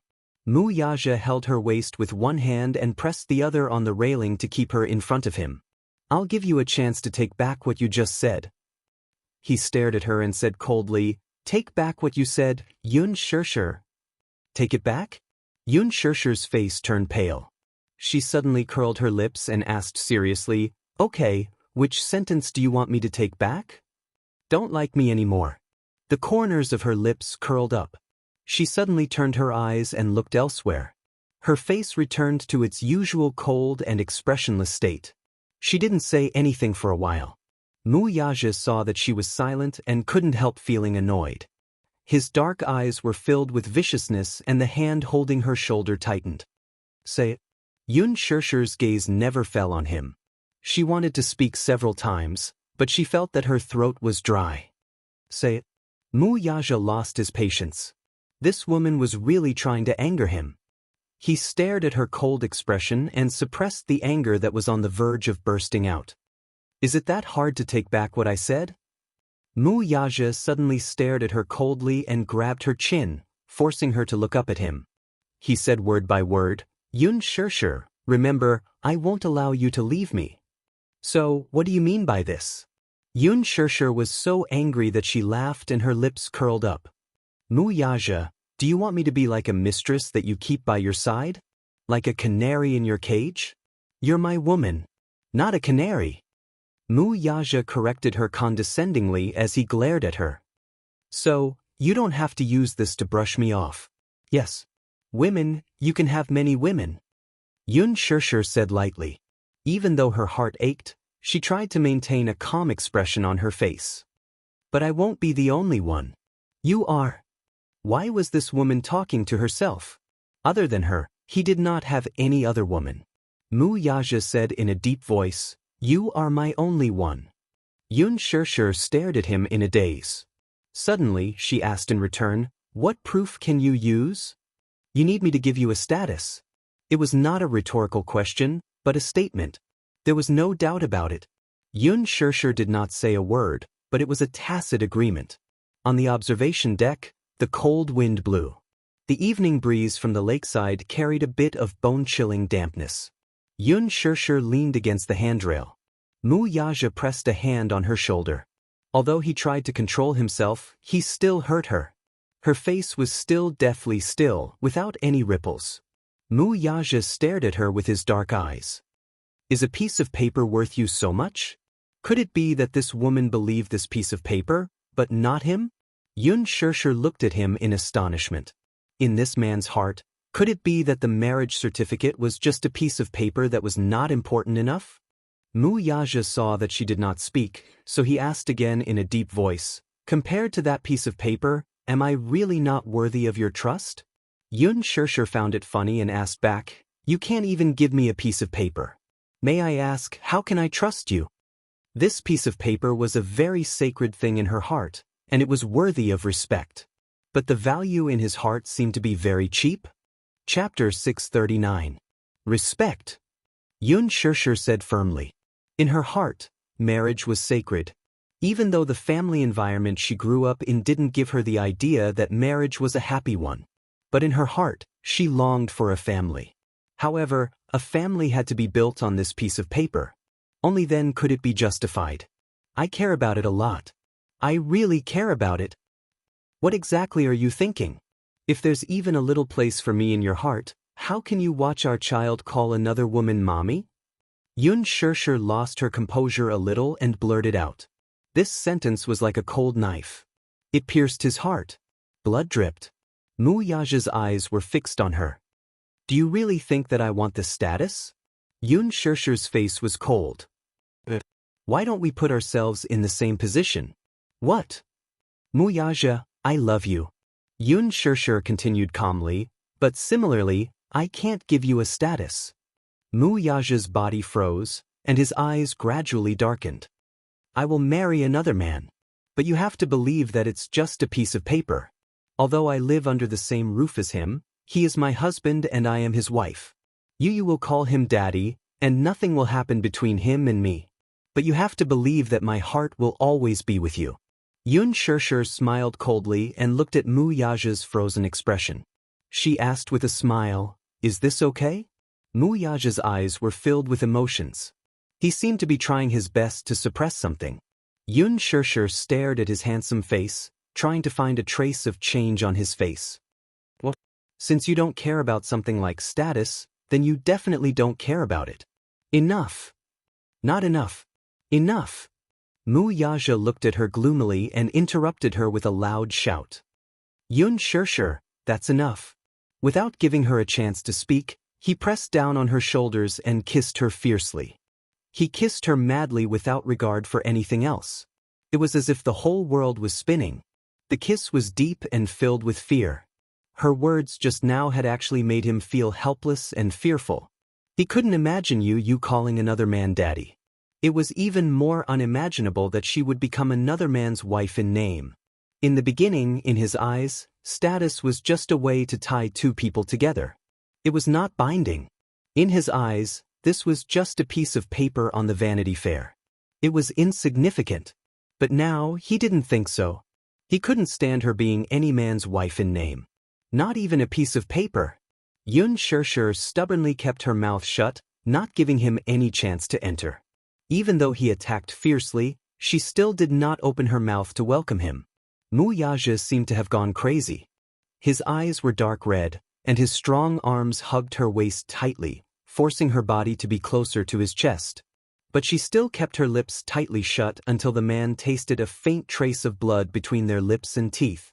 Unknowingly, there was a crack on his lips. And there was a trace of blood on her lips.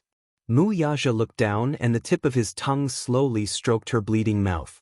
A trace of fishy sweetness immediately filled his mouth.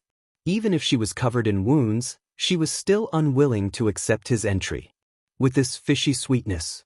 Chapter 640. Xianxia, on the other hand, was like a puppet that had lost its soul. Her eyes were empty and lifeless. Pressing against his lips, Xianxia opened her empty eyes and squeezed out a few words from the roots of her teeth. Wuxia, do you love me? Wuxia paused. His handsome face froze. Xianxia persistently asked him, do you love me? I want to know. Do you treat me as a toy or as someone you love? Say it. Say it. Is this question difficult to answer? Xianxia's gaze locked onto his dark eyes. In the next second, Wuxia took advantage of her and sealed her lips fiercely once again. Pressing his lips against hers, Wuxia stared into her eyes and uttered a low and hoarse word from his throat. Xianxia's eyes flashed for a second. Following that, she was in a trance for a moment and actually froze on the spot. She had thought that he would remain silent until the end. However, she had never thought that he would actually say this word out loud.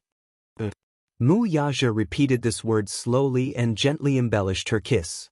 The tip of his tongue traced the trace of sweetness at the side of her lips and slowly said, if you want that piece of paper, I'll give it to you. If this was what she wanted the most, then he would give it to her. Xianxia was completely dumbfounded. If you want to dote on me legitimately, I'll give it to you. Xianxia was stunned by his domineering tone. It was really unbelievable that such a proud man would lower himself to this extent. In fact, he was an extremely stubborn man. Stubborn and exclusive.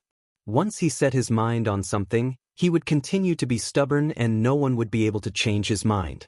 Similarly, no one could replace the woman he had set his mind on. Whatever she wanted, he could satisfy her. However, he would never allow her to leave him. He looked up and his deep gaze locked onto her face. His brows relaxed slightly, adding a bit of warmth and gentleness. I can give you everything you want. Other than leaving my side, I can give you anything. Xianxia looked at him in a daze. He pressed his lips against hers, his deep and clear words spilling out from between his lips. You want my body, my heart, I'll give it all to you, only you. I promise you, I won't touch any other woman, only you. As long as you. Could she understand? His confession was a little clumsy. There were no flowery words or promises like other men. Every word was so straightforward and stubborn. There was almost no hesitation as he spoke seriously to her. Xianxia, I only want you. Wuxia, as long as you like it, I can give you my entire world. In fact, he did not hold back at all. Other than leaving my side, no matter what, he could give her anything. Now, can I kiss you? Wuxia asked in a hoarse voice. He wanted her. He wanted her like a madman. This woman was a parasite. He had been poisoned by her parasite. Other than her, no one else could cure him. Xianxia pursed her lips. It was not that she was not shocked. Slowly, she wrapped her arms around his waist. It was as if she was inviting him. Suddenly, her chin was gently lifted by his slender fingers. The man's perfect face approached her ambiguously. Wuxia then lowered his head and gently covered the corner of her lips with his thin, moist lips. Chapter 641. Xianxia was stunned. Her eyes suddenly widened and she frowned in disbelief. Wuxia lowered his eyes and covered her eyes. He gently lowered his eyelids and kissed her softly. The deep affection that was so gentle that it reached her bones made her heart beat like thunder. The moonlight flowed gently and the mottled shadows of the stars. Against the pure white light, his face seemed to be plated with a layer of moonlight, making his skin look even more jade-like. Through the gaps between her fingers, Xianxia opened her eyes. The man's handsome face was startled. Wuxia imprisoned her in front of his chest. He lifted her chin with one hand and rubbed the soft hair on the side of her face with the other. He sealed her lips. It was not as aggressive as before. Instead, it was a rare tenderness. He gently sucked on her soft pink lips and carefully cleaned her lips. Following the tip of his tongue, he gently pried open the gap between her lips and brushed past her pearly white teeth. The tips of his tongues seemed to touch her as if there was nothing there. It seemed that no woman could resist this tenderness that could almost melt ice. Xianxia was kissed by him until her face and ears turned red. A layer of red immediately appeared on her cheeks. Her hands were a little restless in front of his chest. Wuxia grabbed her wrist and slowly moved it to his waist. Xianxia obediently hugged his waist. Their fingers were interlocked, but her knuckles were white from nervousness. A bunch of fireworks suddenly rose in the sky and bloomed beautifully in the night sky. Wuxia looked up slightly and gently caressed her face with his slender fingers. His fingertips touched the silky smooth skin. It made his heart skip a beat. A certain part of him was already tense to a critical point.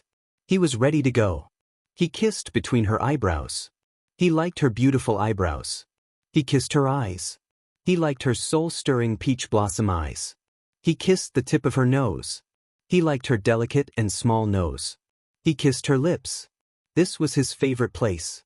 After tasting it, he wanted more. Wuxia's tall and straight body bullied her without restraint. She was almost bearing all of his weight, so it was inevitable that she would feel a little weak. Wuxia. The man seemed to have not heard her delicate begging for mercy.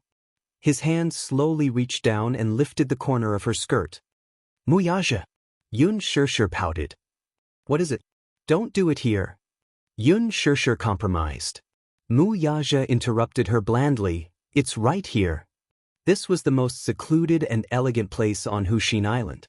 The viewing platform had the most beautiful night view of Wuxia Island. At the same time, no one would disturb them. Xianxia blushed and said, I'm hungry. I'm hungry too. Wuxia's voice was hoarse, revealing a bit of suppressed lust. His skin was magnetic. His breath was like an orchid, almost burning her cheeks in an instant. Xianxia couldn't help but blush even more. Stop fooling around, okay? I'm not fooling around. I'm really hungry. I'm really hungry too. Xianxia kept quiet out of spite. This man was really... Wuxia leaned over and kissed her sensitive earlobe. He said in a deep voice, I'll feed you first, then you can feed me, This was a step of his compromise. An exchange of conditions. His deep and obscure voice revealed his dark desire. Looking at her, his eyes were very deep, but there was no need to hide it. Especially the fire in his handsome eyes, he couldn't suppress it no matter what. Xianxia licked her lips. She was really hungry. Chapter 642. In Xianxia, other than breakfast, she locked herself in the room and lay on the bed to sleep. She had not eaten or drunk for the entire day. I want to eat first, Xianxia said. In the next second, Wuxia carried her up. Her toes left the ground and the world spun. In the blink of an eye, Wuxia sat at the dining table with her in his arms. Xianxia wanted to get down from him, but he did not allow it. His strong long arms wrapped tightly around her waist and he sat her in his arms. His chest was warm and strong, enough to accommodate her entire world. Xianxia bit her lips. Her entire body was in his arms. This position was too intimate. Her back was against his chest, and her legs were hanging on his legs. Through the thin material of his clothes, she could even clearly feel his strong heartbeat. Her face turned red. She struggled, trying to get down from him again. Wuxia's deep and magnetic voice rang above her head just in time. Don't move. Otherwise, I'll let you feed me right now. He endured to the extreme and suppressed to the extreme. His body was clamoring for her all the time. But considering that she was hungry, he tried very hard to endure the tension and heat that was clamoring for him all the time. Every time she moved, he would break down a little. After pressing the silver service bell on the table, the dishes were quickly served one by one. Soon, a delicious, sumptuous meal was presented on the table. The table was neither big nor small, but the 18 exquisite dishes were just enough to fill it. The aroma hit them, catching them off guard. They were completely immersed in this amazing aroma.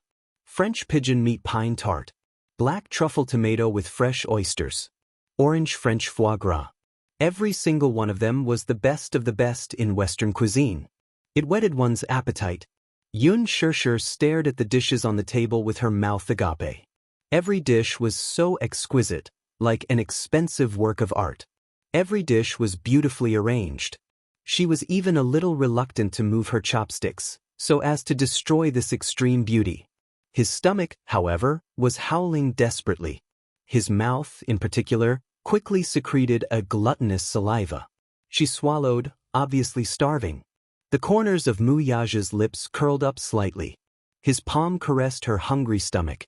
It looked like she was really hungry. Thus, he held her waist with one hand and picked up the fork with the other. "What do you want to eat?"